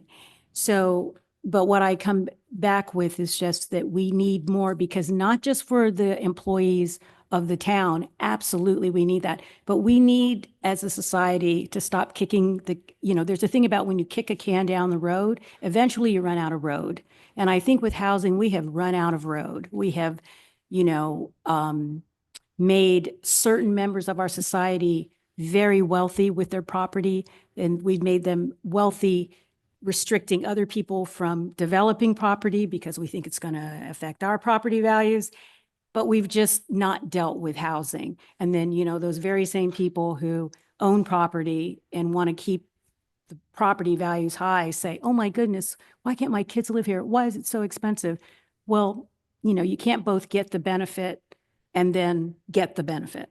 So what I would really love to see us do is create more of an incentive for, and make it easier for developers who want to bring us more affordable housing. That's what I want to see. And if we can use the money at our disposal for that, credits, et cetera, relief on some major thing that would help them get over the hump, then I think that's what we want them to do. And I hope that, I really hope that we haven't put you through so much work that you're going, oh gosh, now they're just saying no. You know, I hope you realize that this really helps us get a little bit further to see what we can do and what I hope we will do going down the line. So just to clarify, you would not vote to acquire this unit? No, I would not, because we just need more. Okay. We need so much more than Okay. that. James? I agree that we should not acquire this unit. I'm not certain that managing housing is something this town will be particularly good at without, you know, revamping the staff just to acquire people who know how to do it. So, yeah, I would not recommend getting this unit. So looking at the agenda, it looks like really no action is required because it's asking us to, oh, did you? you have something to say? I'm sorry. Happy to share my thoughts as well. And I want to start by saying hats off to the vice mayor for her very incisive comments, really calling a spade when it comes to the absurd situation that we find ourselves in, not just in Corte Madera, not just in Marin, but, statewide and even nationally with regards to housing. So thank you.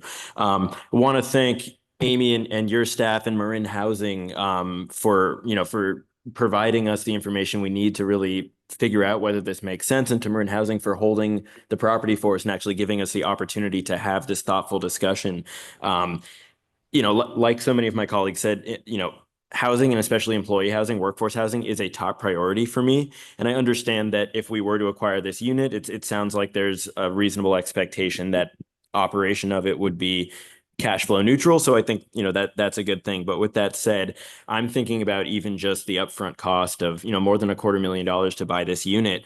And like my colleagues, I was really excited about this opportunity 2 weeks ago, or whenever it was that we first discussed it. But a lot has changed, especially in the stock market since then. Some very scary things happening in financial markets. And as we know, financial markets are a driver of CalPERS returns. CalPERS returns are a driver of the town's pension debt, and the town's pension debt is a major driver of our overall financial position. So just given what's happened in the financial market since we last discussed this, I'm now questioning whether this is a good idea or whether we should enter a more defensive posture.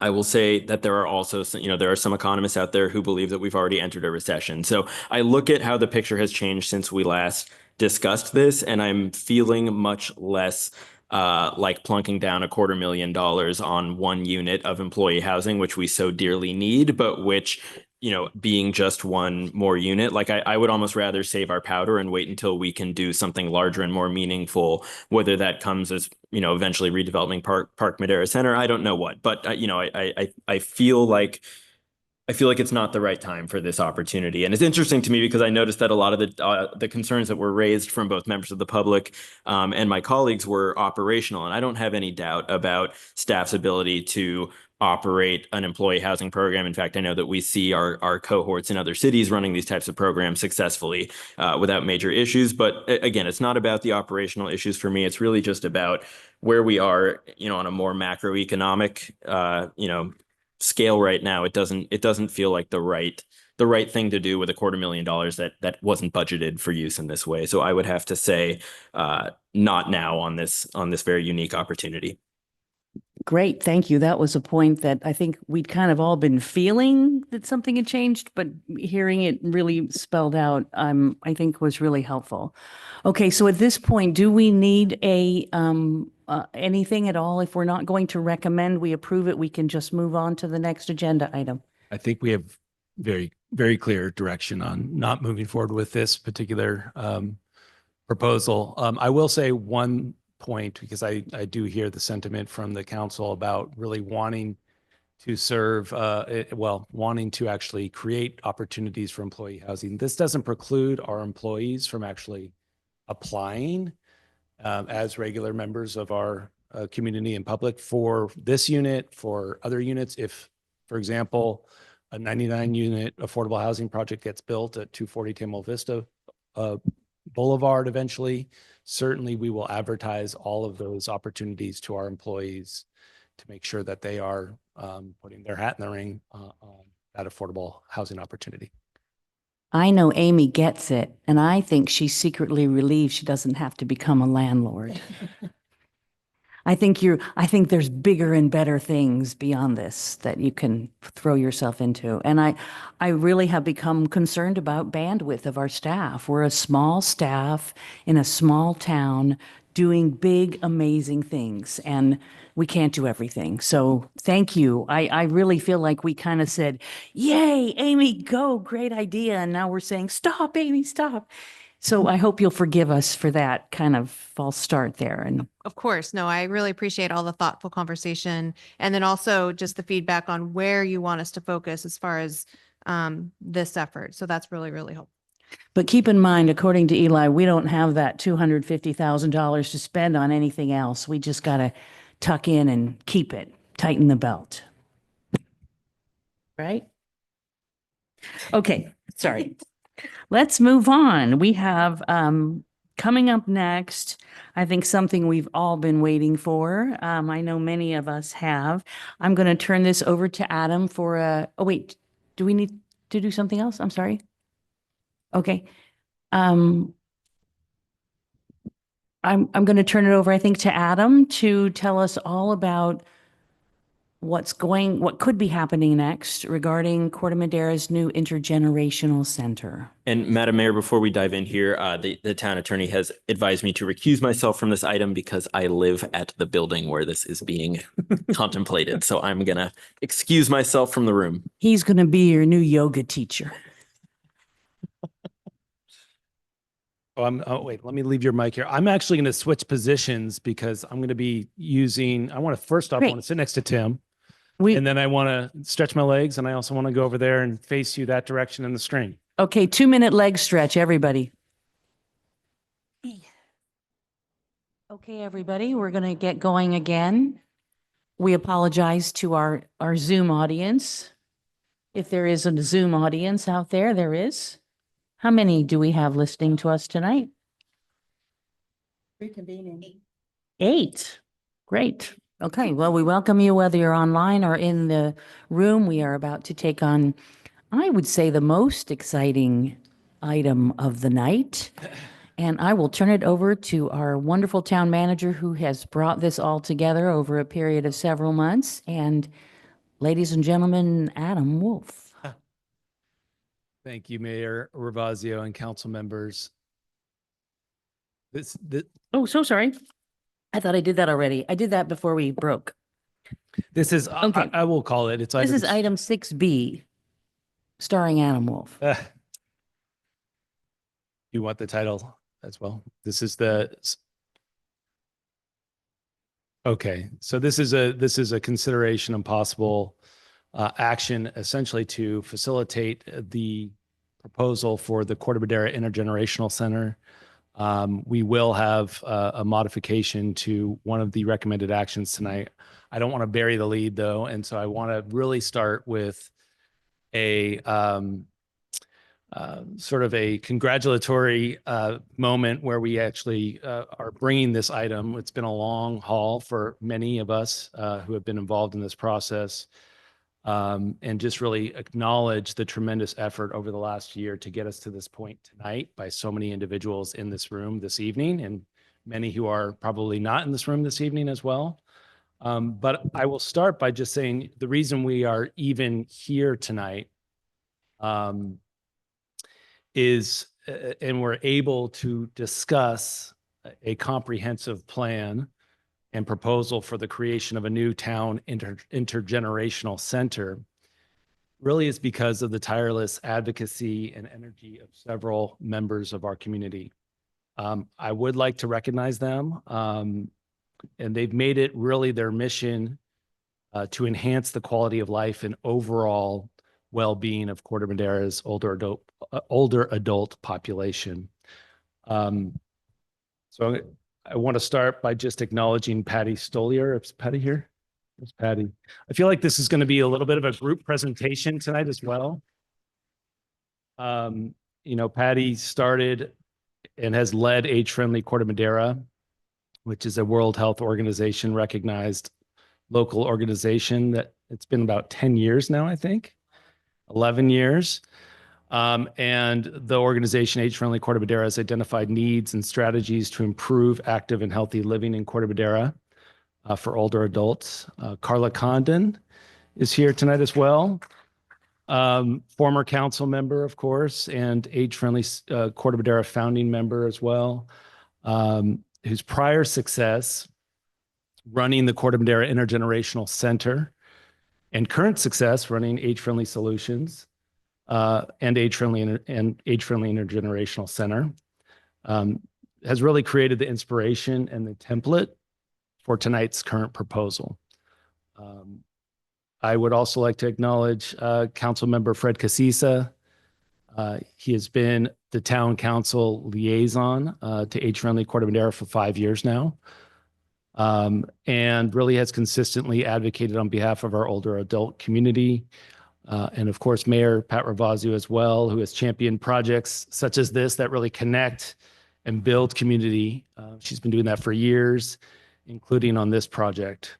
And I would like to acknowledge as well our both council members, Casisa and Ravazio, were really instrumental in helping to bring this proposal together over the last year, in particular during the last 6 months, as part of the Town Council Ad Hoc Advisory Subcommittee, which was formed on October 15th, 2024, after our initial effort at looking at trying to secure a space for the intergenerational center at 100 Meadow Creek Drive did not come to fruition.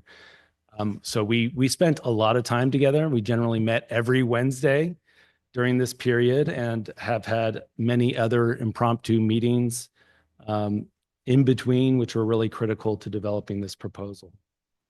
Go to the next slide. And so I've called out a few. There are others. I don't want to leave them out, but I'm not going to be able to go through everybody. Like I said, this has been a tremendous group effort. There's others who have been instrumental, including other members of Age Friendly Corte Madera, the Corte Madera Community Foundation. We'll discuss, there's some more work to do there with the Community Foundation. But it's truly been a team effort, including those on town staff, Tim Berry in particular. Julie Kritzberger's here as well. So Julie's been part of this with the chamber. And as we'll talk about, we have a unique opportunity there to house the chamber in this facility as well. And it's all been in the name of trying to pull this proposal together.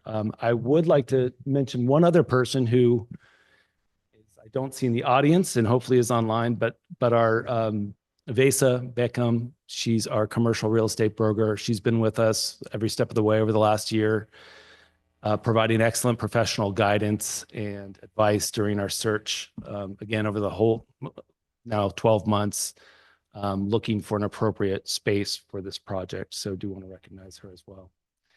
All right, so that's a long introduction to this project, I will say. I do have a few slides to present. I don't necessarily want to go into a ton of detail. There's a lot of detail in the staff report regarding the entirety of the background and how we got here. And but I do think it's important to go through some of these slides. If I'll certainly apologize in advance if I skip over something, but I do think one great thing is we have a lot of people in the audience today who can step up and provide some additional context on either the history of the prior intergenerational center, some of the activities of Age Friendly Corte Madera today, and if the mayor so chooses, can have them answer questions when we get to that point in the presentation. With that, I know we have 3 different items actually to consider, right? so there are 3, and I'll get to that towards the end of the presentation. Okay. The first we're going to be discussing is going to be a discussion about leasing the property at 195 Tamil Vista Boulevard. We'll get to that toward the end of the presentation. We have also a discussion of authorizing the town manager to enter into a professional service agreement with Carla Condon to support staff in operating and opening this center. And then the third item is we're going to actually table this evening, but it's tabling the approval of the grant agreement between the town and the Corte Madera Community Foundation, as there's some fine tuning that needs to be done with that agreement. And I think we're all lined up to bring that back at the May 6th meeting. So with that, we can go. I just wanted to go to the next slide, please. This is just to start. Again, the origins of this really start with these organizations who have been advocating for our older adult community in Corte Madera for many, many years. These are just their mission statements that I pulled from your website. So hopefully those are accurate at this point in time. But really, this is about fighting social isolation and creating active, healthy lifestyles for our senior community and for older adults as they age in town and in place. I did mention the origins of this proposal really start with the prior iteration of the intergenerational center in 2018, which was in the community center. This is some images of Carla there putting up the finishing touches on one of the walls in the Generational Center at the community center. Obviously that ceased in 2020 due to COVID.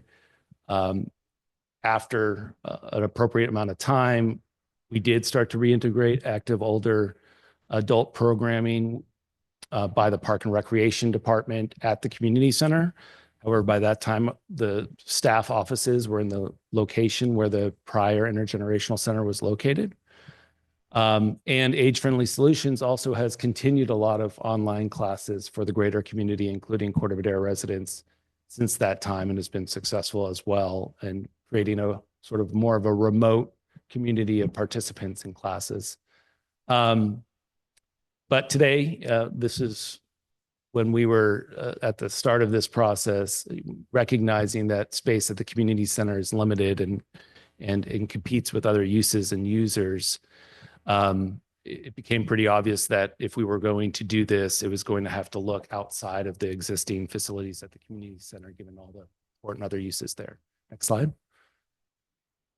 One of the other important components, Age Friendly Corte Madera, just this gets to the need that was identified in our community for this actual program and use back in 2024. And I think there's been prior surveys in the 2017 or so. But there was a community survey that was sent out to everybody aged 60 and over, I believe, in town.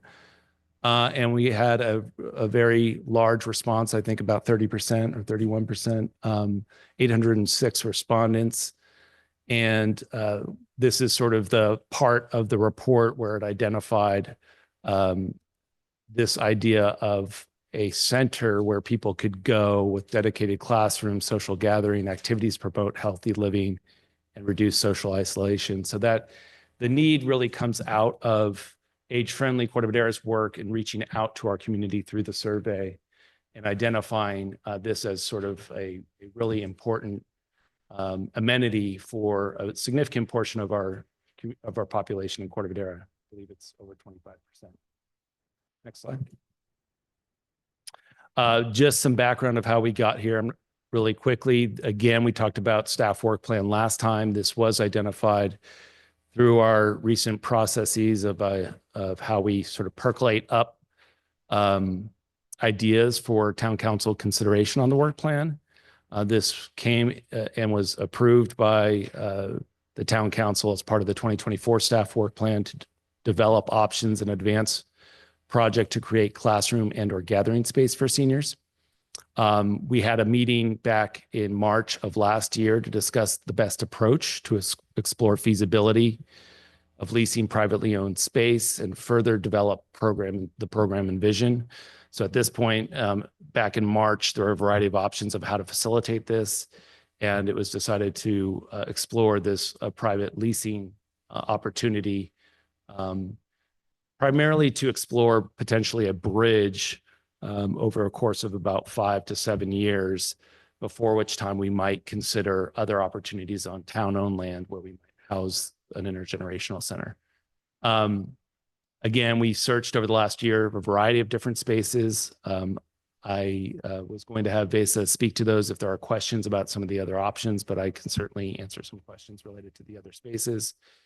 And then again, in 2025, we included this in the staff work plan under item number 16, continuing the work to find appropriate space and develop programming for this intergenerational center. Next slide. And since about January of this year, we started to hone in with some sort of a creative writing and sort of a good pitch that we made on 195 Tamil Vista Boulevard to have the landlord really reconsider this as not a retail space, but as actually a community gathering space that could really be not only an amenity for the community, but an amenity for this apartment complex itself. It's an 180 unit apartment complex. There's a variety of units there, 3-bedroom. I think there's a couple 4-bedroom, actually 3 bedrooms are the largest, 2 bedrooms, 1 bedrooms. It's sort of already an existing multi-generational property with families and individual adults, mixed income. So it's a great site for that purpose as well, with a ready-made clientele. And also situated as we know this property well from recent years. It was built in 2017. It has so more recent construction. Most of the access is already ADA compliant. And we were really looking for a space that was able to be moved in without too much work, trying to keep costs down. And so it actually, once we got into some of the discussions with the landlord, it started to make a lot more sense. We toured the property with many of the people in this room, and it quickly became sort of a real viable candidate. And we started focusing on this space more and more. So the map on the right just shows its connectivity to the multi-use paths in Corte Madera, Sandra Marca Trail right across the street, which provides great access right into downtown Corte Madera, of course, and other Madera Gardens, and then across the highway on the east side as well onto the most multi-use paths that can access the east side neighborhoods as well. Let's see, next slide after that.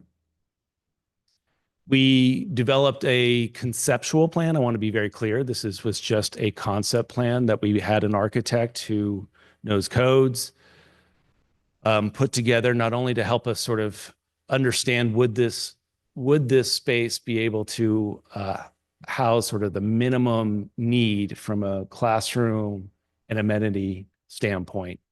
And you can see there's in this image, at least, we started to lay out some of the spaces, and really it lays out nicely for the purposes in which the team, I will call it the team, sort of put forward in terms of minimum criteria, with storage, a larger activity space that could house more active uses, and a smaller space as well that could sort of become a larger space through some more flexible planning. Room for an ADA bathroom. And then you can see at the top right, this unique opportunity to also bring in the Chamber of Commerce into the space. As many of you know, and we've discussed as a council in the recent past, sort of the needs of the chamber, some of the costs and the challenges that they're facing in terms of overall reduction in TOT tax revenue coming from the town, but also rent costs going up. And so this has been something that we're committed to actually in our work plan this year as well, to try to identify how we support the chamber. And this is one way that we're able to look into that. If I could add one Sure. thing right there, one of the most beautiful things about this project is what's not shown on the outside is this big, wonderful outdoor seating area that the place that says open space, or what does it say there? Flex space, that goes out to the patio. So there'll be a beautiful outdoor area for people to sit and have coffee or play cards or whatever they want. And we're allowed to fence it off and kind of make it ours and ours alone. And, you know, maybe some umbrellas out there eventually, or shade.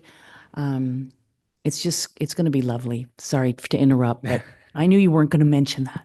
No, I appreciate that. I appreciate that. It unfortunately doesn't show up here. It's actually one of the features that didn't work so well for retail because it was way up above the street, but it works really well for sort of this community type use in a more casual patio type area where you could sit outside and enjoy the sun, and beautiful views of Mount Tam, I should say, as well. Next slide. This is just some photos of the interior of the space.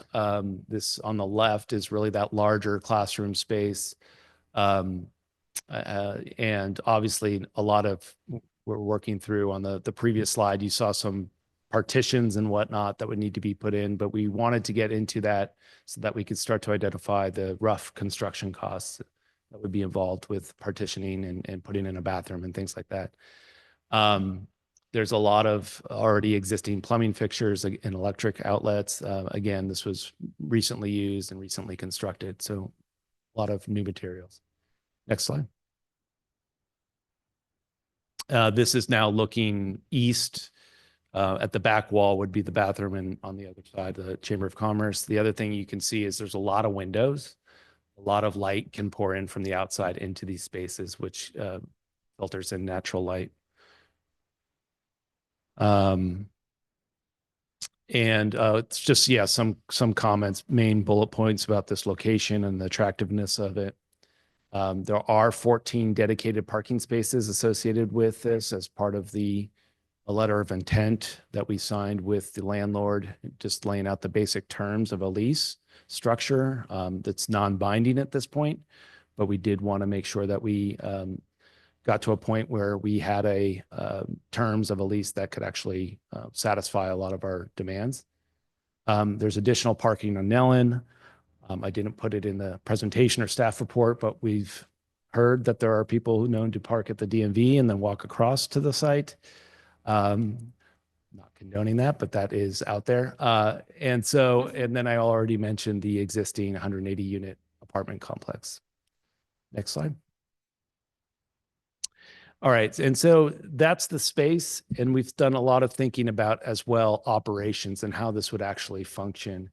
Again, a lot of this wanted to get to a point where we had a firm understanding of how this could be successful. Again, working with folks who have done this before and our council members, the subcommittee. But really, we see this as a program and a facility that's operated by our town's Park and Recreation Department, just to make sure that this has long-term sustainability over the long term, that it's housed within our town.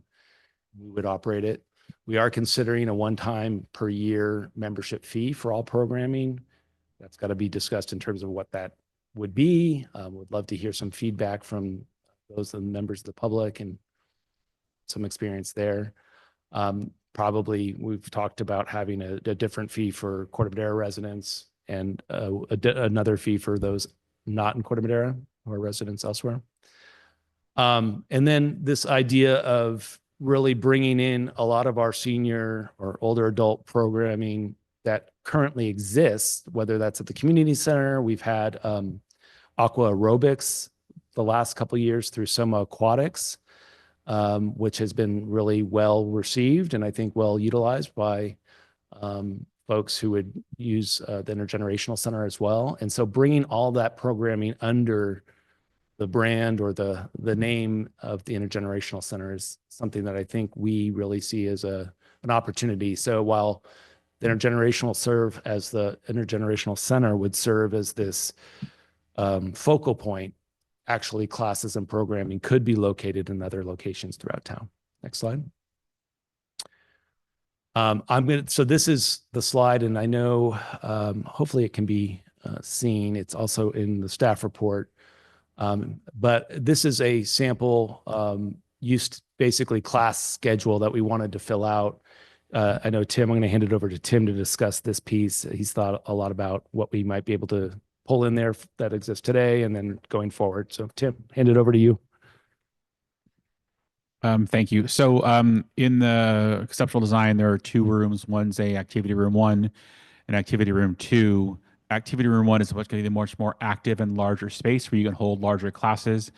Activity room 2 is going to be a space where that would be tables would be probably set up and left, and just the activity would change. You would rotate out a card or a puzzle or something else activity wise that would be laid out.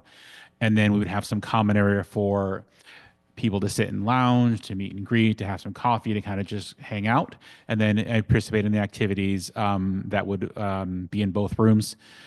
We kind of looked at a 9 to 4, which is kind of the normal schedule for these kind of activities. Mostly it's that time that this age group would want to attend classes, and looked at some classes that have been successful in other community centers and other senior centers, and some things that we offer now that we could easily move over into that space, and that would be successful. And that people have asked for in the past and just haven't been conducive to a very large room at the community center, but a much more smaller, intimate room that would be successful and attractive to people to come in, hang out and take some classes and just to gather in a new space. And I will say one of the things that we want to bring Carla aboard in a formal capacity would be to support sort of programming. Carla's been working at she's running Age Friendly Solutions, which has a lot of classes currently today. And so there would be a conversation if the council wants to move forward about exactly how to build out this class schedule and programming and sort of transition from what currently exists into this intergenerational center. So at day one, we sort of open up with a full slate of programming. That's the goal, and that's the vision at this point, and working closely with Carla and Tim. And then next, if you go to the next slide. Okay. Actually, I'm going to go ask you to go one more, and then we'll come back to this. So the basics of the lease term, and there's more to it, but again, the LOI, if you have questions about that, we're happy to get into that. That's attachment 1 to your staff report. But the basics of the lease terms would be 6,800. It's about a 3,100 square foot space. So we're looking at $6,800 a month in year 1, 3% increase in cost or in the rent each year, years 2 through 5. There are 2 3-year options in the LOI. Those would be set at the point in time that the town would discuss options, whether it wanted to pursue options, and those would be based on current market rate rents for comparable spaces. The tenant, in this case, that would be the town, would pay insurance, taxes, and janitorial expenses as well, this is an estimate of $2,600 a month. And then during our negotiations on the terms, we negotiated sort of a $43,000 credit for tenant improvements with the landlord, plus 3 months of base rent credit as well. And then, yes, thank you very much. Our subcommittee members were instrumental in pushing for this, and it was actually I think a very favorable result, especially with getting 3 months base rent included. That would start after a 7th month period from the time of signing the lease. Again, 14 dedicated parking spaces. We talked about that. 10 of those are actually in a garage, a covered garage with direct access into the center. And then, I think after that, we can go to the budget. This is a draft, as you can see at the top. This is a draft 5-year intergenerational center budget, which I've developed with the best information and best estimates we have at this point in time. Again, basing, this includes on the left-hand side, obviously rent. I'm assuming in this table, starting the rent payments or starting opening on December 1st of fiscal year 25-26. And this is really intended to help the council sort of understand the budget implications over the next five years of this lease agreement. Again, starting in December of fiscal year 25-26. Including cost estimates of utilities in the first year, the TI and plan prep, a budget for furniture amenities. We want to keep this as budget conscious as possible. We just had the conversation on the last item about spending $250,000. This is a significant expense. We want to make sure we're getting the best value out of this space, and not we want it to be nice, but we're not going to go over and be extravagant here at all. It's intended to be functional and comfortable, and that's where I'd like to draw the line. If there are donations, certainly during the process, one of the things we'll talk about on this, you also see revenues, which sources of funds, I should maybe call it. There are opportunities. I want to thank really Age Friendly Corte Madera and all the members. Richard Kalish, I see here as well. I don't know if Christine's here tonight, but she's out of town. Okay. Just working with the town through the process of sort of coming up with terms, agreeable terms on how this a grant agreement might work between the town and your fiscal sponsor, Corte Madera Community Foundation. As I mentioned, we're still fine tuning the ultimate agreement there. And so we probably still have some work to do there, and we're not going to be requesting the council to act on that tonight.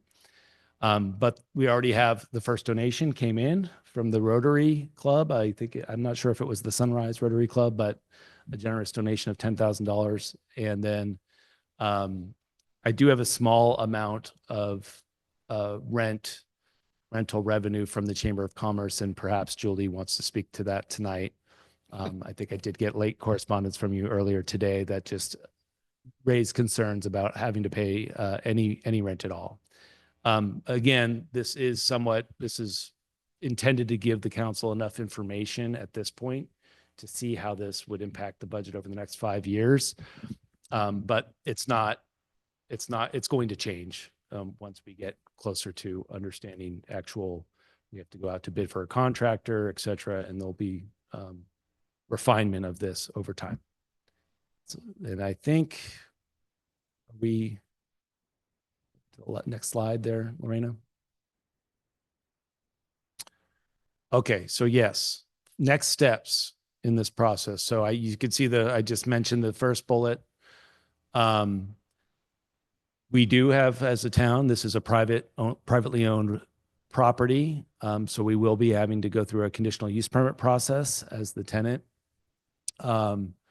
We're hoping to expedite that. We will have a building permit that we will need to prepare by an architect. I'm working in the subcommittee, and I would highly recommend that the subcommittee stays together over the next several months so that we can work through many of these next steps together. I think it's worked well, and I would like to continue that.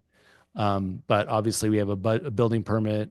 I've reached out to a couple of interior designers who provide services and are interested in working with the town on this, and could help us with managing the construction. We do have to hire a contractor. We will be doing a public bid. It's not the full-fledged public bidding process, but nonetheless, our Public Works will be helping us doing a bid to get a contractor in place. And then we're estimating that the entirety of this process, some of this is sequential, some of it we can overlap and work, sort of overlap the processes here to save some time, but we're expecting about 7 months before we actually can open for the public and for our community. And then last slide. So this is we have a couple options. There are for you to consider this evening.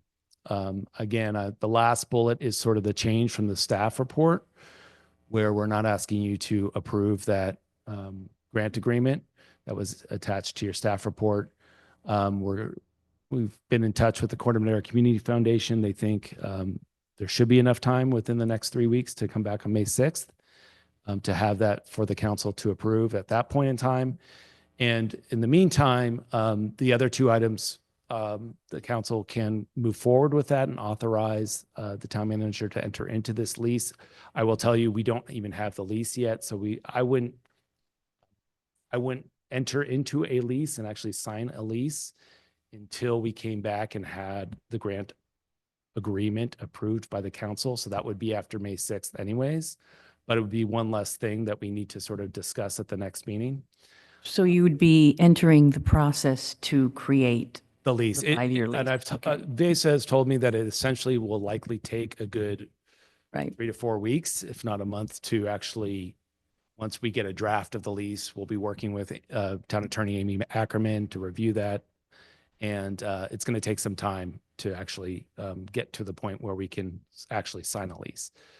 And the other component of this tonight was to authorize the town manager again to enter into professional service agreement with Carla Condon. And that's attachment 3 to your staff report. The scope of work has been laid out in, I think, Exhibit A to that staff report as well. I'm sorry, to that attachment. And I've had conversations with Carla on that as well. And I think we're pretty close, but I think this again is one of those things where it authorizes me to enter into the professional service agreement. It would be substantively same as what you're seeing in the staff report today, but allow some flexibility on timing just to move things forward. Okay, so if I could, it's 8:45 and we still have 2 additional items on the agenda. So there's a lot that we could talk about here, but maybe we should just focus on kind of the big question, which is, do we want Adam to negotiate this lease for us? And I think we can start with questions from the council. Do you have questions that would affect your decision on that? Yeah, I have a question. All you're doing is negotiating, right? So you would still have to come back May 6th for us to approve the lease? Well, no, you would be authorizing the town manager to enter into the lease. I would not be, what I would do is it substantively would have to conform to the LOI that has been negotiated. I could certainly report back, but the idea would be from a flexibility standpoint and timing standpoint and moving this forward, the council wouldn't be itself signing the lease. You would be delegating that authority to the town manager to execute that document. Okay, Yeah, but you're, if I can clarify, you're authorizing the town manager to enter into negotiations and sign a lease subject to the terms in the letter of intent. He has If to, for some reason the negotiations change from those terms, then Adam would come back. So you're just giving him approval based on those terms. okay, which is different than what's stated in here, right?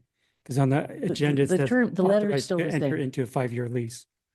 Right, you are authorizing the town manager to enter into the lease on behalf of the town, subject to the terms of the agreement. Okay, If for some reason during negotiations, the terms change, Adam would Then come he would back bring to it back. council.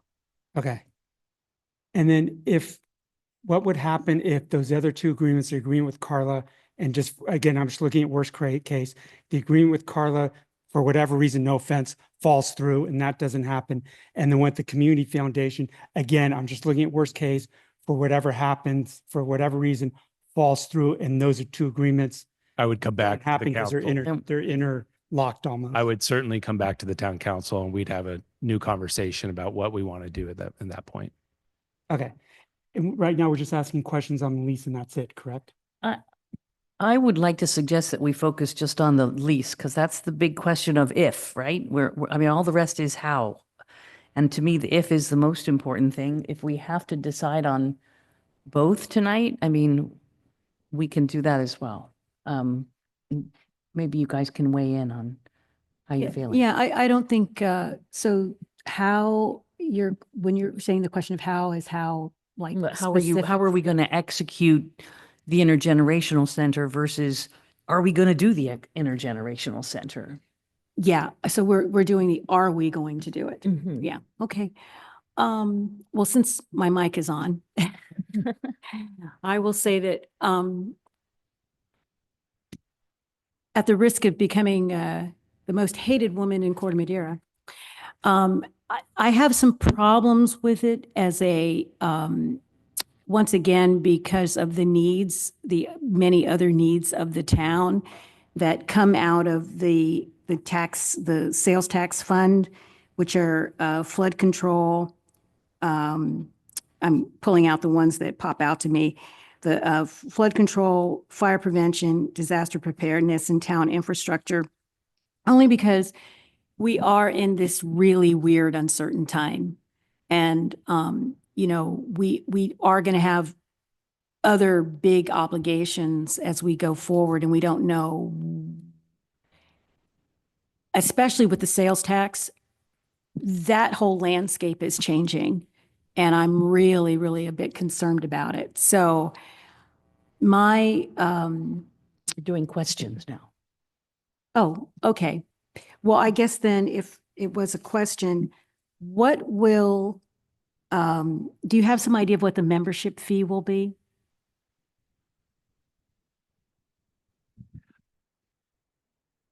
So we haven't set that yet. That'll be discussed. I think we've looked at, I know the subcommittee's talked about it, but it really hasn't been discussed. It's going to be a resident fee and then a non-resident fee. So that's up for discussion. That's all.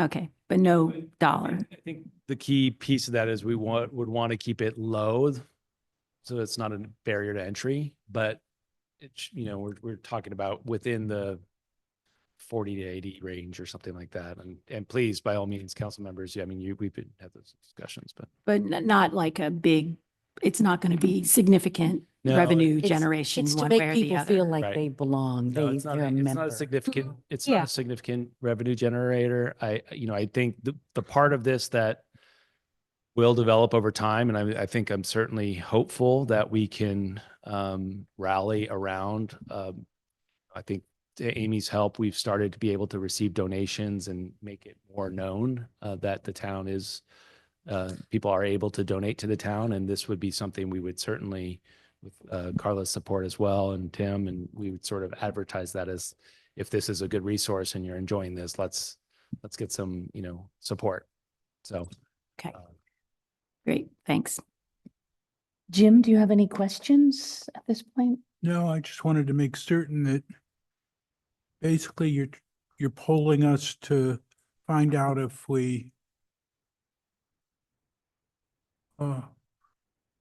would authorize you to perfect the lease and sign it, subject to former Mayor Condon signing an agreement to run it, and the community foundation agreeing to a certain level of grants, at least Yes. initially. Is that the essence of it? I think that's the essence of it. I think, yeah, I think that's fair enough. I don't know if all of these things have to be interrelated. I certainly think the grant agreement has to be in place before signing a lease. And so it's up to the council whether they want to condition that authority that they'd be granting on any of these other things happening as well. Okay, so I'd like to open it up to the public. Now I think we've heard from the council with their questions. So if you would like to say something, please limit your comments to 3 minutes.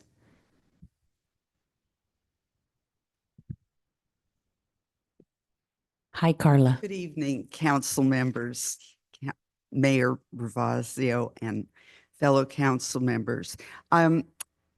I just wanted to say that I find it very gratifying that the council and staff are seriously entertaining the idea of having a Corte Madera intergenerational center.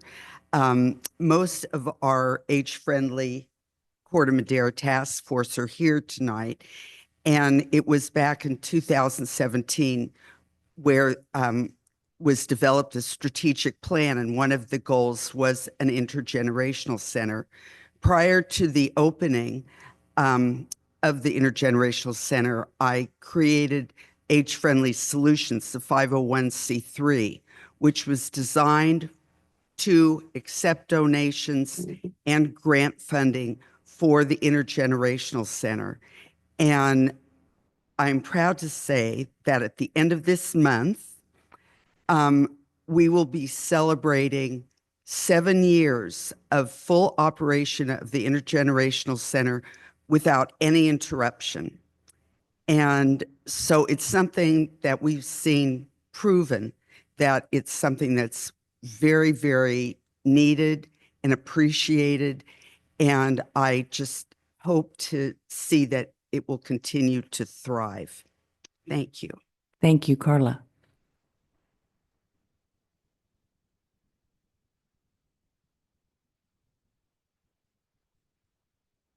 Thank you, everybody. Patty Stolier. I just want, first of all, I am very, very grateful that we finally come to this position. I think we started meeting with Adam a year ago or about 14 months ago, and I'm really, really happy that we're at this point. So I just wanted to kind of remind you about what the benefit is. And I think we all learned during COVID that isolation is a terrible thing. It's killing people. And that's one of the main reasons we wanted to have the center as a place to gather. Staying physically active. So having the yoga, having the exercise classes, having games and card games and mental health stimulation, having a sense of purpose, a reason to get out of bed and go to the center and go see your peeps and have a cup of coffee in the lounge area. Resources to learn about where can I get a handrail installed, Corte Madera Community Foundation. And lifelong learning. So if you're taking a class there on something that you didn't know before, that's an option. And the intergenerational connections, which we loved before, having older people reading to preschoolers, having the teens teaching us in the makerspace.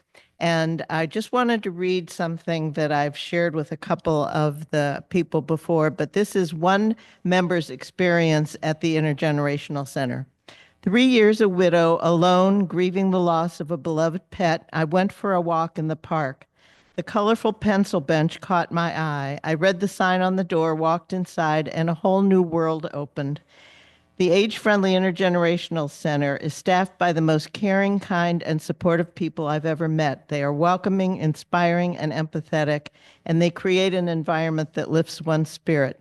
Colorful calendars are available at the front desk to keep us informed of current offerings, days, and times. So thoughtful, and questions about the offerings answered quickly with enthusiasm. The art class I've been taking is amazing. The teacher, who is highly accomplished in his field, has a can-do attitude that is highly contagious, always encouraging. He gently and kindly helps each one of us acquire the skills needed to move forward, and we have fun.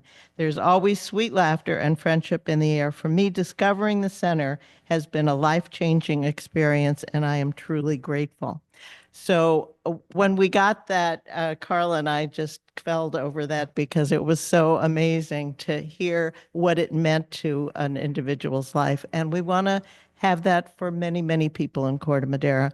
And I think you know that it's a quarter of the population that we're talking about. So this is something that's very important. I hope Rosa will come and enjoy it. Thank you. Thanks very much, Patty. Is there anybody else in the room? Hello. Hi. Jean Greenbaum, and I want to speak to the fact that this is being funded by the sales tax. And I have been on the Citizens Oversight Committee since the beginning of the sales tax. I think it's been 11 years now. And every year, and I'm not speaking for the committee right now, I'm speaking for myself and my experience on the sales tax, that every year we have talked about how underfunded senior programs have been for the last 11 years.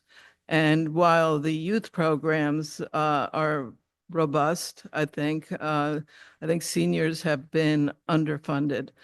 And one of the specific reasons for the sales tax, and it wasn't an afterthought, it was one of the reasons, is for senior programs.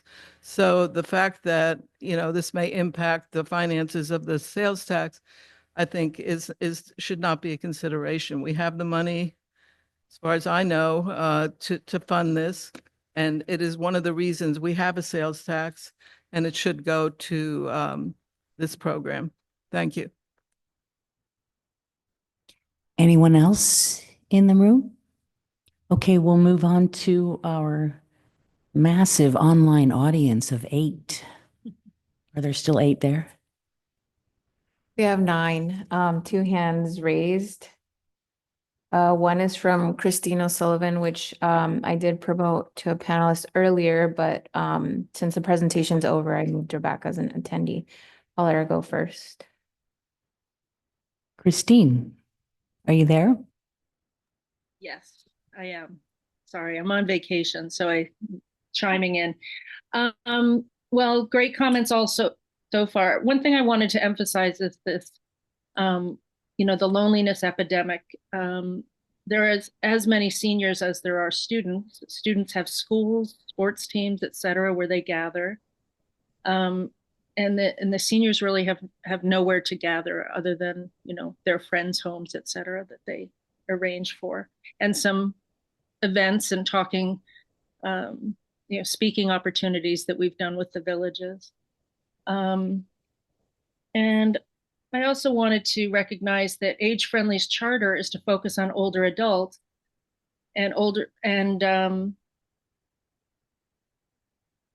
historically, as it was mentioned, the vast majority of town programming has been spent on children's programming. And although this is an initiative begun by an older adult organization, I think it's pretty inspiring that instead of seeking a senior center, as many communities have, Age Friendly has chosen to advocate for an inclusive intergenerational center instead.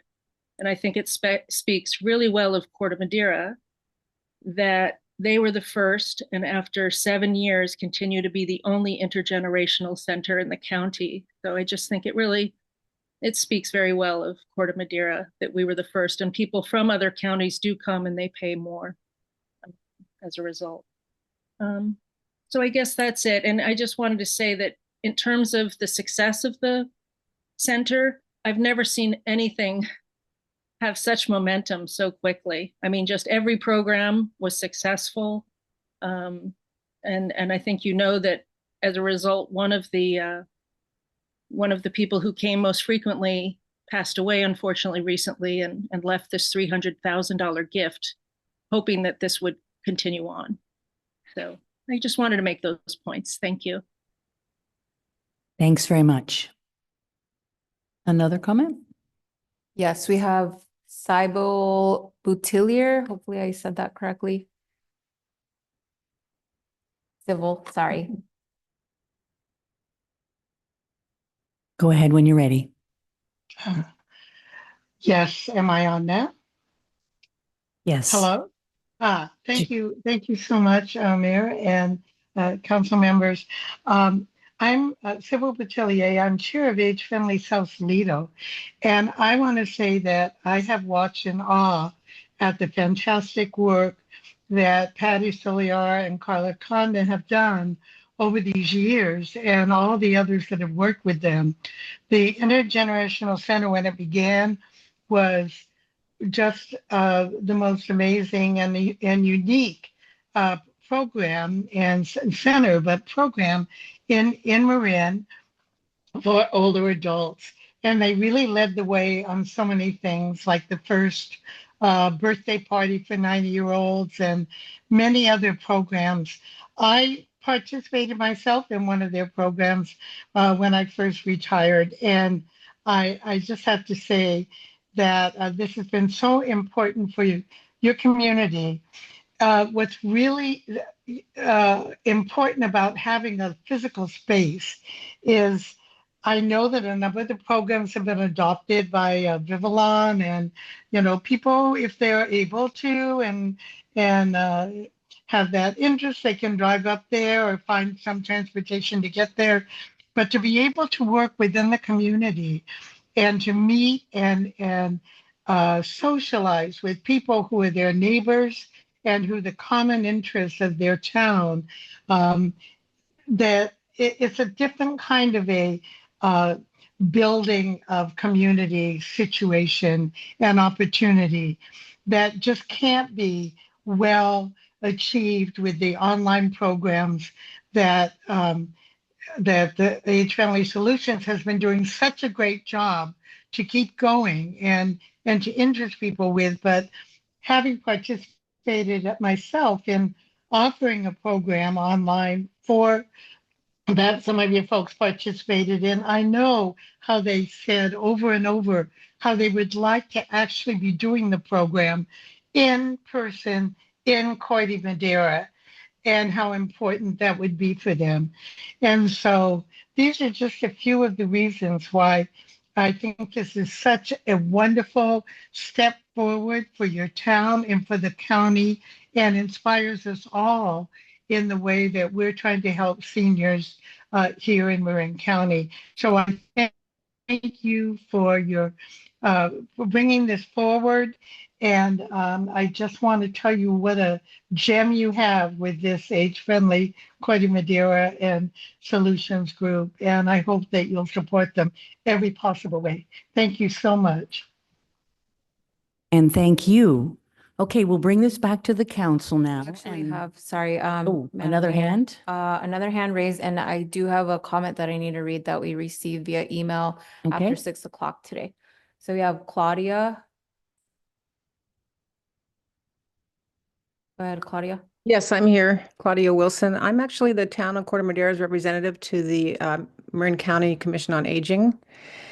And I have presented the intergenerational background to the commission and everybody. We are the model for the county.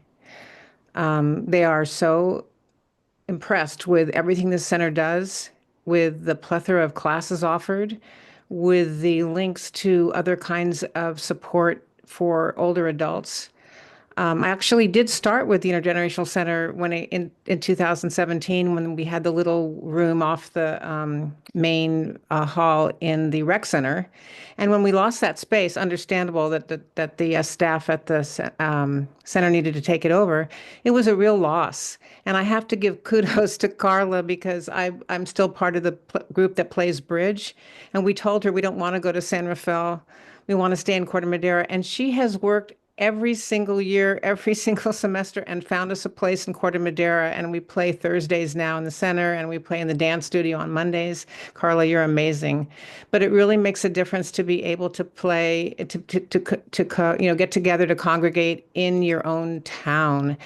And just to piggyback on what Patty said, yes, isolationism is one of the biggest things for seniors, to have not only activities that really make your life more meaningful, but to be able to get together with others and have a sense of community and to have an actual space to do that. Fabulous. So that's just all I wanted to say. Thank you. And you have one more to read, or? Okay, and then the last comment is from David McPherson. It reads, Madam Mayor and Town Council members, our family supports whatever the Town Council determines is in the best interest of all the interested parties and the town citizens. Hopefully that decision will be to move forward with the proposed lease and the consulting agreement.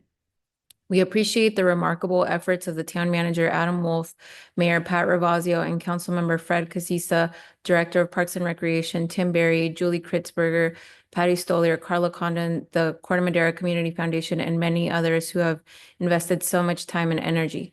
One consideration for the town council. The prospective leased space has a lobby, 2 activity rooms, and a flex space.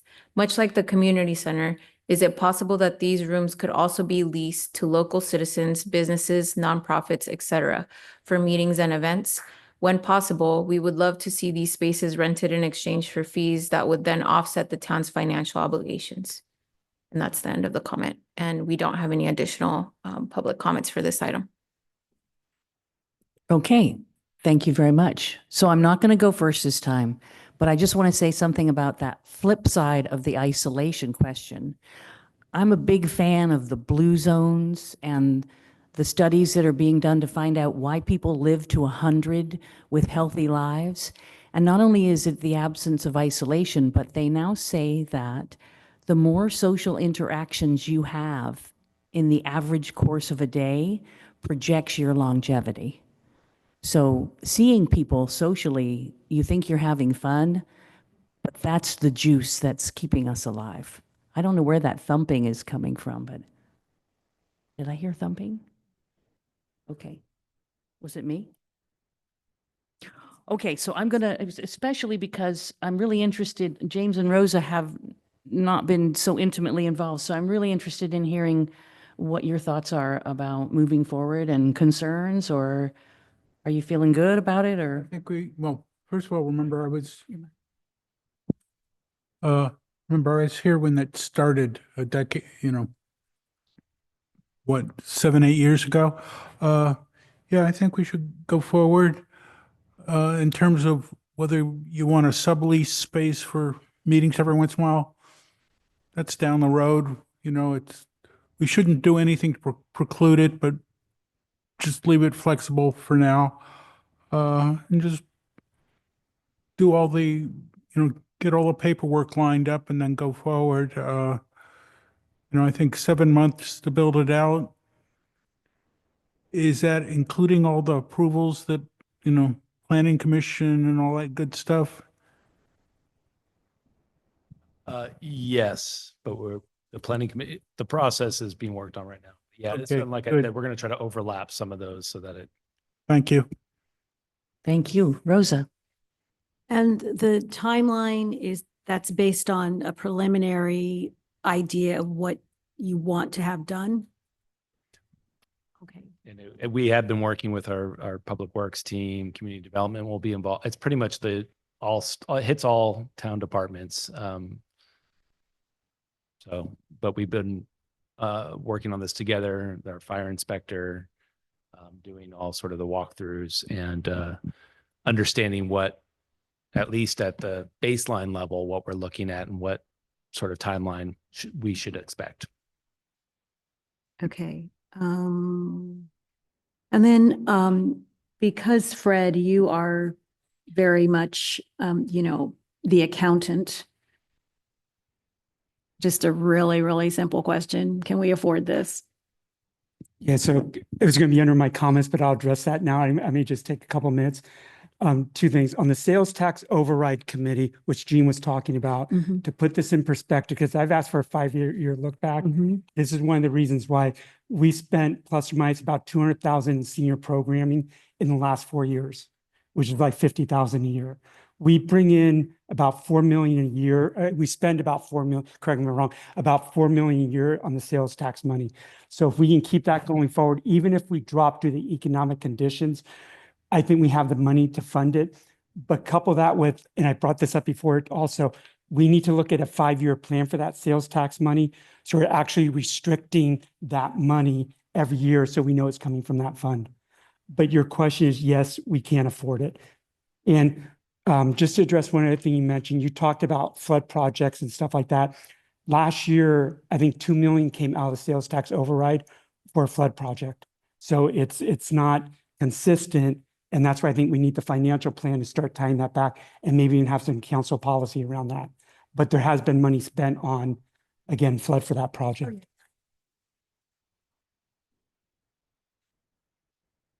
And Fred, do you have any more comments? Yeah, I just have a couple more comments. I appreciate everybody. It's been a long haul, a long journey. Patty's smiling. Sorry, I'm going to get emotional. Sorry, I remember one time Patty's kind of sat there, I think like, not in my lifetime. It's coming true. It will be in your lifetime. So don't worry. I already mentioned the thing about the financial. Again, I'm pretty sure we have the money. We just need to make sure we're restricting for it and we're planning for it. I do believe though that the agreements and what we're going to ask you to do on lease are interconnected. So when I make the motion, I'm going to make it that those two get done at the same time. I'm not so much worried about the community foundation agreement. I'm more worried about the one with Carla. She's an integral part of this because she can bring the programming to the center. That agreement, I think, is really key to me.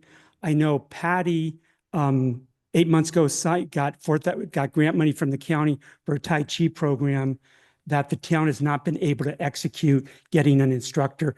That's what has me concerned. If we can't find an instructor for one class after 8 months, Carla's going to be key to getting the programming up and running.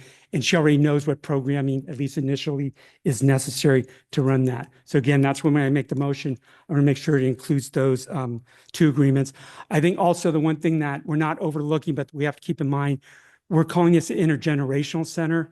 I know we're talking about seniors, which is the focus, but again, there will be the opportunity for teens. And that's the key, is to integrate the teens in with their seniors, which is another important social aspect. I think that's key also. But I think initially we need to focus in on the senior programming. But again, it's intergenerational. Those are my comments. Thanks. I kind of went on too long. Sorry. Thank you. No, you didn't. That was good. Regarding the teen program, I hate to tell the seniors, but this really great teen expert who has this wonderful program called the Karma Club up in Terra Linda says, no, the seniors don't want to, the seniors in high school don't want to interact with the real seniors. They want their own space. So I don't think there'll be a lot of senior and teenage interaction, but the younger people for sure, the babies in the strollers and the young moms coming in to see the seniors who normally would have their grandchildren around in a different kind of society and their grandchildren are on the East Coast. I mean, those kind of connections are so precious and so valuable. I think that we can, it sounds like we have the consensus to direct Adam to proceed. And I think with regards to both the interactions with the Community Foundation and Carla Condon, as long as those things are coming along as part of the process, I think we're good. We trust you. I mean, I don't know if I speak for everybody, but I trust you. And I think you'll come back to us if there are any problems. But other than that, you know, let's head for the barn. Let's get it done. I'm really excited to see this coming together. And do we need an actual motion here? I'll We go ahead do and make need the a- motion. We So- do need a motion and we need to clarify which items you're moving forward and then a roll call vote. I'm sorry, say that again? Need a motion, a second and a vote, and we need to clarify which items we're moving forward. Oh, okay. So the motion would only be on item 1. You can do whatever you please, but item 1 is to authorize Adam to enter into negotiations. Item 3 is to authorize Adam to execute a contract with Carla. So you, I think, could move forward those both today. We don't want to move forward with the agreement with the foundation because there's still some details to work out. So we are asking that that matter be continued. Right. So we just want to give him the authorization to proceed to finalize these contracts, all 3. Well, no? The grant agreement for council. Yeah. Okay. Okay, so with that, let me give it a go. So I'm going to make the motion, authorize the town manager into a 5-year, sorry if I talk fast, into a 5-year lease agreement with BCF 1 Tam Ridge LP for Corte Madera Intergenerational Center and office space for the Corte Madera Chamber of Commerce, 195 Tamil Vista Boulevard at basement rent of $6,800 in 1 year with 3% increases in years 2 to 5, and authorize the town manager to enter into an agreement with Carla Condon to provide professional services in an amount not to exceed $25,000 to assist in the development and operation of the Corte Madera Intergenerational Center. And both those, I want to say, would be done concurrently, for lack of better words. So it's not one without the other. And I would love to provide the second on that, if I may. Okay? Roll call. Any more discussion? Call the We roll good? call. Okay, let's call the roll. Councilmember Andrews. Yes. Councilmember Beckman has recused from this item. Councilmember Casissa. Yes. Vice Mayor Thomas. Yes. Mayor Ravazio. Yes. Thank you. The motion carries. And Eli can come back in. He must have been listening. It's like, when Thank you, guys gonna be done? everybody, and congratulations to the entire senior population of Corte Madera. Thank you all. Fun times ahead. Oh, thank you, Carla. Thank you all.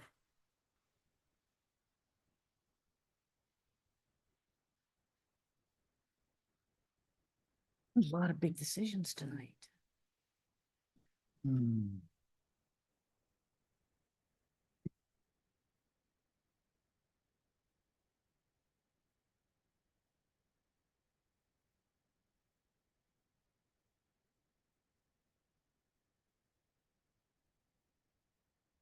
Okay.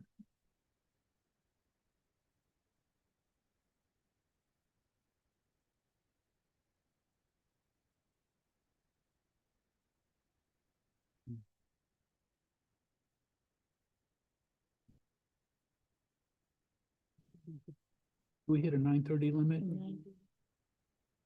Okay. So, let's go. Okay, moving on. Can we move on? Okay. We are now entering the engineering phase of the evening. Let's see. Number 6C is to receive a report on a request for proposal and selection process to be conducted by the Department of Public Works for on-call civil engineering design and construction management services to satisfy town procurement procedures. I think I read that a little bit wrong. Instead of to be conducted, you have actually already done this work, correct? And you're going to report to us on that. Yep. Okay, thank you very much. And this is Chris Good. Thank you, Welcome. Mayor Ravazio and Town Council. Chris Good, Senior Civil Engineer with Public Works. So as you mentioned, we're just reporting back on these two on-call efforts we went through. So just to give some background, per the municipal code, any professional service agreement over 75,000 needs to go through a competitive process. And so generally this is done by putting out a request for proposals and then reviewing those proposals and selecting the qualified candidate. The benefit of RFPs is, you get more consultants that potentially could work for the town. Downside is the process takes 2 to 4 months, so it slows down any project that we're working on. Between advertising it, reviewing proposals, reviewing final selection. And then, so due to our workload in Public Works, we tend to hire, for designing, we're hiring majority of that work off to consultants. And then for construction management, it's about 50% roughly that we need to hire consultants. So that means for some projects, potentially we have to do 2 RFPs through the project. And it can take anywhere between 4 and 8 months of time that is delaying the construction.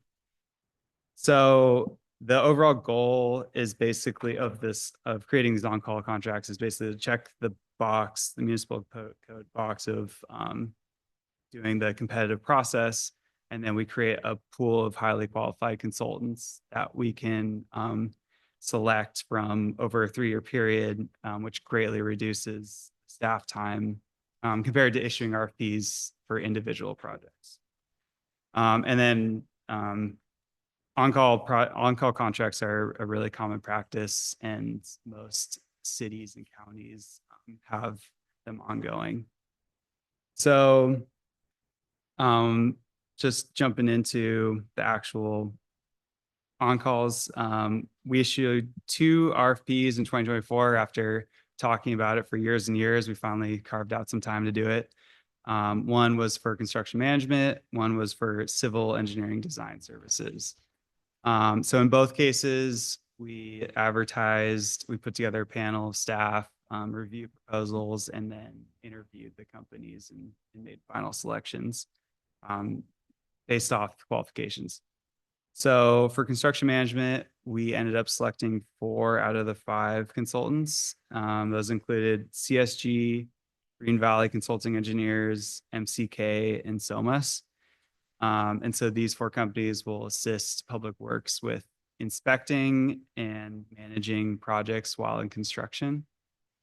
For civil engineering design services, we selected 7 out of the 15 consultants that sent in proposals. Those include Bennett Engineering, BKF, Dudek, Newt, Sandus, Schaff and Wheeler, and Parametrics. So all these consultants have different areas of expertise, and so they'll be able to assist like a wide variety of town and sanitary district projects, which will definitely help us out. So now that the on-call contracts are issued, we've met the competitive process requirements, and we'll be able to select these consultants to help us out on projects over the next 3 years. So that's just a quick overview, but open to questions. Thank you. I'm sure we all had a chance to read the staff report in our packages. So are there questions? Any questions, Jim? Do we have to make any sort of decision other than to say thank you for an excellent report? Nope, just that works. Thank you.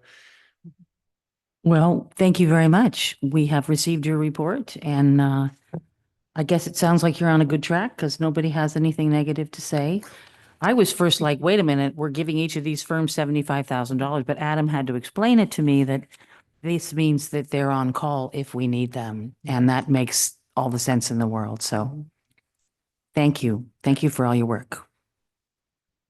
But wait, we have to see if there's any public comment at this point. Is there anything from those who are left in our audience, either online? No hands raised from our 3 attendees and no emailed public comment for this item. Okay, and any final comments from council? Seeing none, we will move on to number 6D, which is Take the also, vote now? oh, do we need to take a vote? No, we just received the report. No, I'm 9:30. Okay. You got 5 minutes. Thank you very much, Chris. I think Chris is here for our next item as well. Something else I'm super excited about. I use this pathway all the time. This is consideration and possible authorization to the Director of Public Works to approve plans and contract documents, authorize the advertisement for bids, and award a construction contract to the lowest possible bidder and responsible and responsive bidder for a base bid amount. We will now hear from staff. Chris Good. Okay, so yeah, so we're here to move forward the Hart Street Connector Path project. This project's been in the works for 10 or more years. But actually, I think this is the first time it's actually come to council. So talk about it. And it's in the current work plan and in the budget for 2025. So as you may know from traversing it, currently the existing path is like a steep dirt path that cuts between Corte Madera Larkspur path and Palm Avenue, and it acts as a shortcut to get downtown to the town park for people coming from Larkspur, and it's used by a lot of students. So the goal of the project is basically to build a new ADA compliant multi-use connector path, replacing the small dirt path that's there now. And so some of the aspects I already mentioned: build an 8-foot multi-use path for all users to improve safety. There are storm drains adjacent to where the new path's going and underneath it, and they were flagged in the storm drain master plan as being undersized and have some damage. So we decided this is a good time to take care of them before we build infrastructure over the top of them. So we're going to include that work as well. And then the last part is just improving pedestrian and bicycle safety at the intersection of Palm Ave, Pepper, and Hart Street. Next slide. So just quickly going over the history. Between 2015 and 2018, there were requests from Safe Routes to School Task Force and BPAC to improve the existing dirt path on Hart Street. So I believe at the time staff started to look for funding to build this. And in 2019, we were awarded $400,000 of Safe Pathways to School grant funds from TAM. And then 2022, we began design and hired BKF Engineering. And in 2023, we held a public workshop with residents on Hart Street to look at the alternatives, and then presented twice at BPAC to discuss what will be included in the project. And since then, we've just been finishing design, and then we're able to fit it in the workload for this year. Next slide. So I'll be going over the project funding, but you may have noticed some things changed last minute in the revised staff report, so I'll mention that too. So the project estimate, the base bid is $505,000, and there's 2 bid additives, which are to add a staircase, and then bid additive 2 is 1 additional storm drain that we would like to replace, but we wanted to just keep it as optional depending on what the bids are. So basically the total engineer's estimate, including the additives, is $568,000, which is slightly different. I think the original staff report said $550. And then the original staff report also only authorized the director to award up to $550, which didn't leave any leeway in case we got higher bids. So the revised version raises that to $650, which is standard practice for us. It's roughly 15% above our estimate and it leaves room in case bids come in higher. So that's what we are requesting. And then looking at the total project costs, we also include 10% contingency and some allotment for construction management and material testing. Hey, Chris, I'm sorry. Can I make a motion that we extend a meeting for half an hour? Yes, Excellent second. idea. Do I have a second? Councilmember Andrews, Yes. Councilmember Beckman, Yes. Councilmember Casissa. Yes. Vice Mayor Thomas, Yes. Mayor Ravazio. Yes, Thank you. The motion carries. go right ahead. Okay, great. So the estimated project cost adds up to 662,000. And looking at the funding sources, we have that $400,000 grant, and then the remainder will come out of our Measure F sales tax. And I wanted to point out that the storm drain improvements will be allocated separately. In 2025, we have basically we have budgeted like $1 million to spend on storm drain improvements that were recommended in the master plan. So we're basically going to take a piece of that to pay for this. So that's the plan. So the estimated cost of the path work by itself is $331,000. Next slide. So I won't go into too much detail, but this is the plan sheet on the west side. So on the bottom of the screen, that's the Corte Madera Larkspur path. And you can see the hatched area that's diagonal. That's the existing dirt path that cuts across. So you can probably tell the new path is much longer, and that's because to meet ADA guidelines, we can't have a slope over 5%. So we had to extend the path parallel to the existing Corte Madera Larkspur path. So that's the reason it's so long.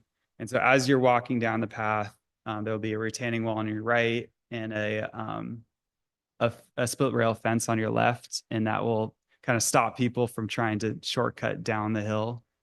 And then on the bottom right, you can see in gray, there's a staircase there. So that's the bid additive item number 1. And the thought there is that if you're coming from Corte Madera, no one wants to walk like several hundred feet past it and then loop around.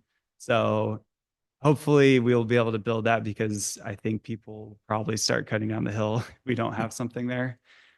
And then the last piece, just to point out, is we have to cut down several trees. I believe 21 trees. A lot of them are small and invasive species, but we're going to try and plant back as many as we feasibly can with the space that we have. Next slide. So on the left side is the other part of the plans. So we're building a new concrete approach for Hart Street. And this was supported by the residents. Most of the residents of Hart Street have access to their homes on Palm Avenue. There's only 1 or 2 that actually drive through there. So they wanted it to be treated more like a driveway type of situation. So we're building a sidewalk and then have kind of a driveway approach onto Palm Avenue. We're adding a new stop sign. You can see there at Palm, and the thought there, right now it's uncontrolled in every direction. So it'll basically increase safety, and the other thought is bikes coming off the path should enter the road and then stop there before turning in an ideal world. And then we'll be adding some red curb to restrict parking around the intersection to improve sight distance. And then adding the crosswalk you see and 2 ADA curb ramps. And on the right, that is kind of a visualization of what it'll look like looking basically up Hart Street towards the Corte Madera Larkspur path. So you can see the meandering path, asphalt path, and then there's a retaining wall behind that'll be roughly 4 feet. And then the concrete curb is actually going to be kind of a rolled curb because we're narrowing Hart Street. So we just wanted to leave the possibility open if someone needed to get a big truck back there or a fire truck needed to get back there, they could potentially drive up on the path if they needed to make that turn. So that was the thought behind that. Next slide. So construction, assuming everything goes to plan, construction's planned for the start of June. It should, I don't know the exact working days. I believe it should be roughly a month and a half for this project. So that's everything I have. Are there any questions? Questions? I just, Eli, go ahead. I mean, Fred, go ahead. yeah, just two quick questions. One of the slides I thought said something about stairs. Yeah. So we have the staircase as a additive bid item. So depending on what bids come in as, we may or may not approve it, but basically it's to add kind of a shortcut for people who are coming from Corte Madera, so they don't have to walk several hundred feet around to the path and then come down. They can just cut down the staircase straight to Hart Street. Okay, and if all goes according to schedule, fingers crossed, this would be open by the time school probably goes back in session, right? Ideally. Theoretically. Yeah. Yeah, we're aiming to get it done in the summer, so there'll be less traffic. Okay, thanks. Eli. Thanks. Just to clarify, so there's storm drain scope of work in the actual like base project, but then there's also an additive storm drain item. Yeah. Okay. Yeah. Thank you. Some of it is critical and one piece we could live with leaving it, but ideally we want to replace it. Thank you. Yeah. Okay, down here. You're good, Jim? You're good, Rosa? So I have just a couple questions. You mentioned that many trees would be lost, but that most of them were invasive. Are there any trees of value that would require permits that are being removed? I'd have to look. Most of them are small diameter, and so they're excluded from our tree permit process. But I believe there may be one or two larger trees. I think they may be eucalyptus though. So yeah, I'd have to take another look. Okay. But I believe the total count was 21 trees, but a lot of them are just tiny. Okay, as long as there's no single like giant oak or something that's coming out as a. No, there's Okay, no like all right. heritage trees or anything. And then, will there be any way for people to make the passage when it is under construction, either walking or on bike, or will it all be completely shut down? I think just based off the limited space, it's probably gonna be shut down during the duration of construction. We'll probably set up detours around. Because they'll be trying to find a way through there. Yeah. And then my only other question is about the staircase. I know of instances, not in this town, but in others, where staircases have become sort of an attractive nuisance for tricksters on bicyclists who like to ride bikes down staircases. And the neighbors around here have been really wonderful about this path because it's never been an attractive nuisance. Everybody just passes through there. So I'm just wondering, is there anything you can do to make the staircase something you cannot bike down?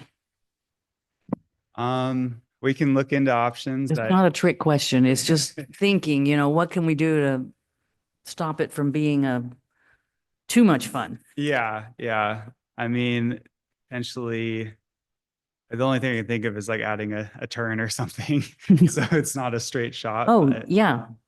Yeah. That might be an idea, but I don't think you need to do that, right? It's pretty much a straight shot.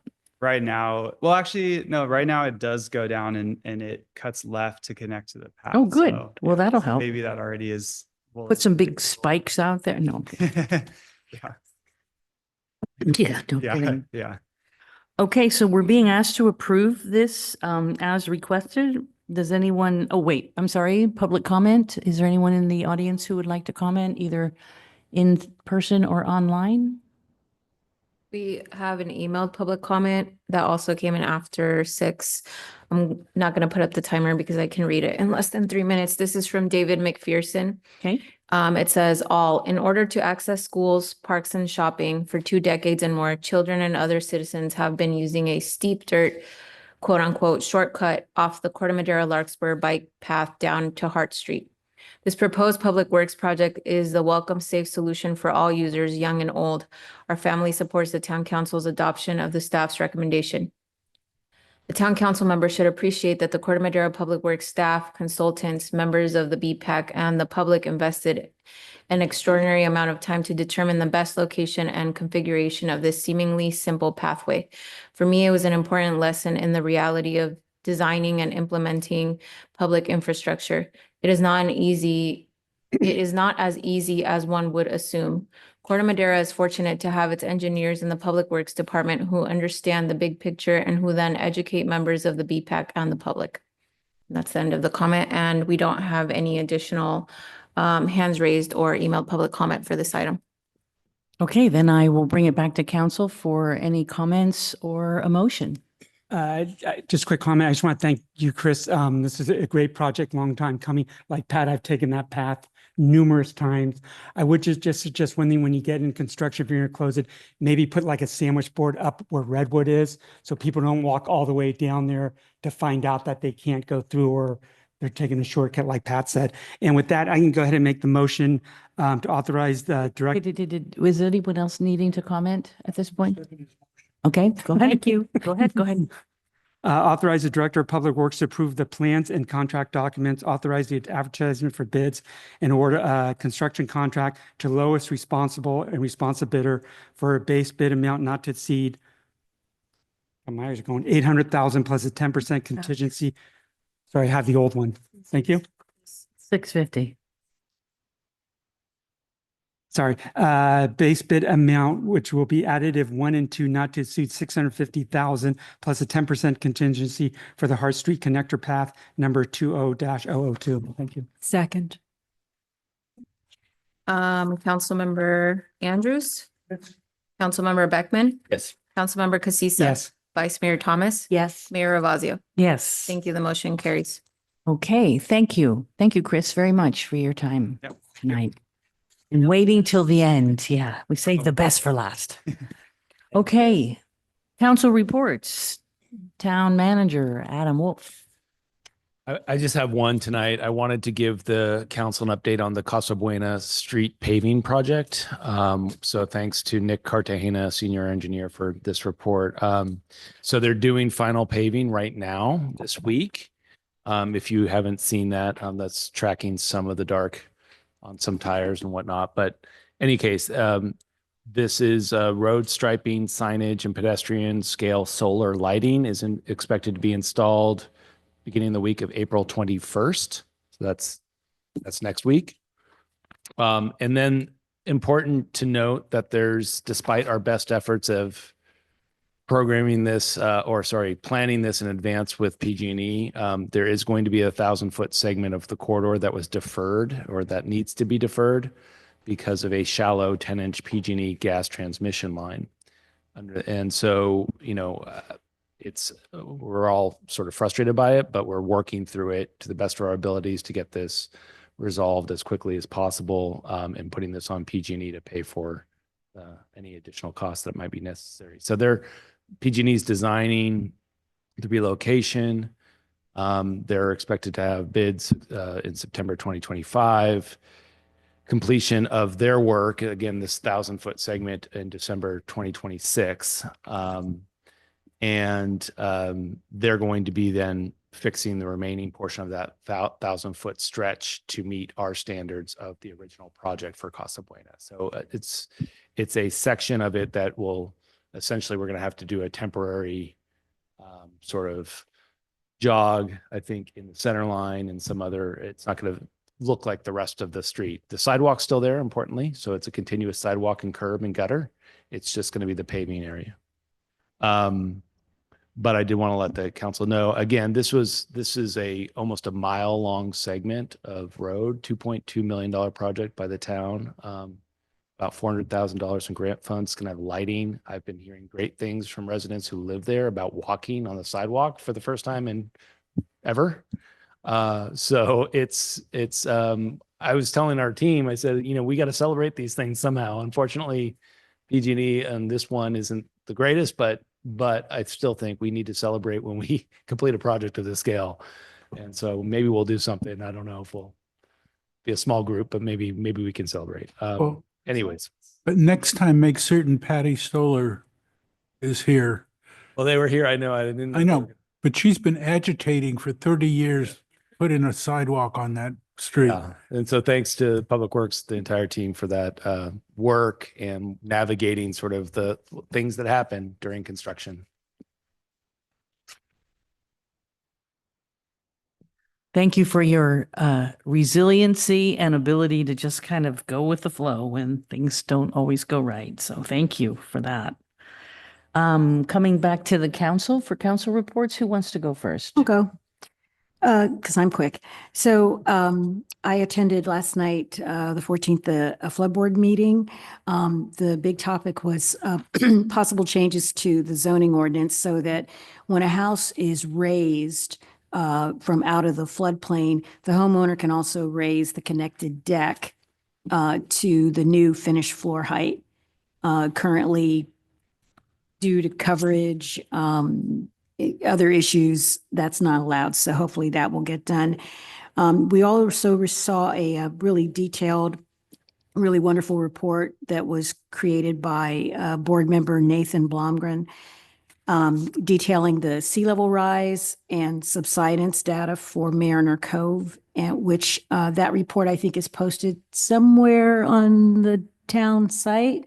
I highly recommend checking it out. It's really fascinating, and to look at, the subsidence is really the big problem at the moment. Also, there was a report on regional sea level rise, and Chris did a overview of 2025 flood control projects from the storm drain master plan. Thank you. Really enjoyed that. And also traffic control during flooding events in Mariner Cove. So I really would recommend, if anyone wants to get up on it, is to watch the video from that, because it was a really great meeting. Jim? Fred? Yeah, oh, I'm already on. On 17th or 7th, I attended a Marin Transit Board meeting. Just a couple of things there. We approved it's the yellow school bus program that's 3 years worth of funding. And then also we approved ending the Catch a Ride pilot program, which I think that was a 2-year pilot. And that's morphed into a mobility program for new riders, which has to do with seniors, and also enhancing a Marin Access Fare Assistance Program, which has to do with income qualified individuals. And that's it. Mr. Eli. On April 4th, we had a Cal Cities Executive Committee meeting, and on April 8th, I had a Central Marin Sanitation Agency Board of Commissioners meeting, and that is it.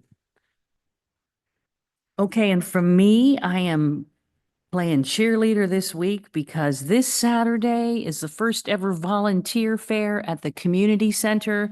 Rebecca probably wants to say something on this too. You've been sending out some great emails and some great promotion, and I think we're going to get a good turnout, but people should show up for that.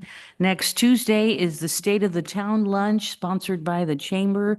Pig in a Pickle is catering. It's only $25. You guys do have to pay your own way this time, I think, right? And I want you to know that you'll hear all about the state of your town, and it's much better than the state of your union, in my opinion, in my nonpartisan opinion. Seriously, something to feel good about. And then tomorrow at 4 is the ribbon cutting and grand opening party at Zonda Butcher, and they're going to be serving their empanadas and some of their steak sandwiches. So you don't want to miss that one. Come by at 4 o'clock. And finally, I just want to say to everybody, it is nesting season, and I want to really appreciate how DPW is holding back and not mowing some of the areas that don't really need to be mowed, because there are birds and all kinds of furry little creatures growing in those areas. And you may not realize that we have lost 75% of our wildlife in the last 50 years. So we all need to be figuring out a way that we can help protect wildlife. So thank you, Parks and Rec, for holding off. June 2nd, or the second week in June, according to Master Gardeners, is when we should start mowing. And I know people by then are just going crazy, wanting everything cut down. So hang in there as long as we can. And that's all I have. And I think the only other thing we have is a discussion of the draft agenda for upcoming town council meeting. Does anyone from the council have anything to say about that, or from the public? Seeing none, I think we can adjourn.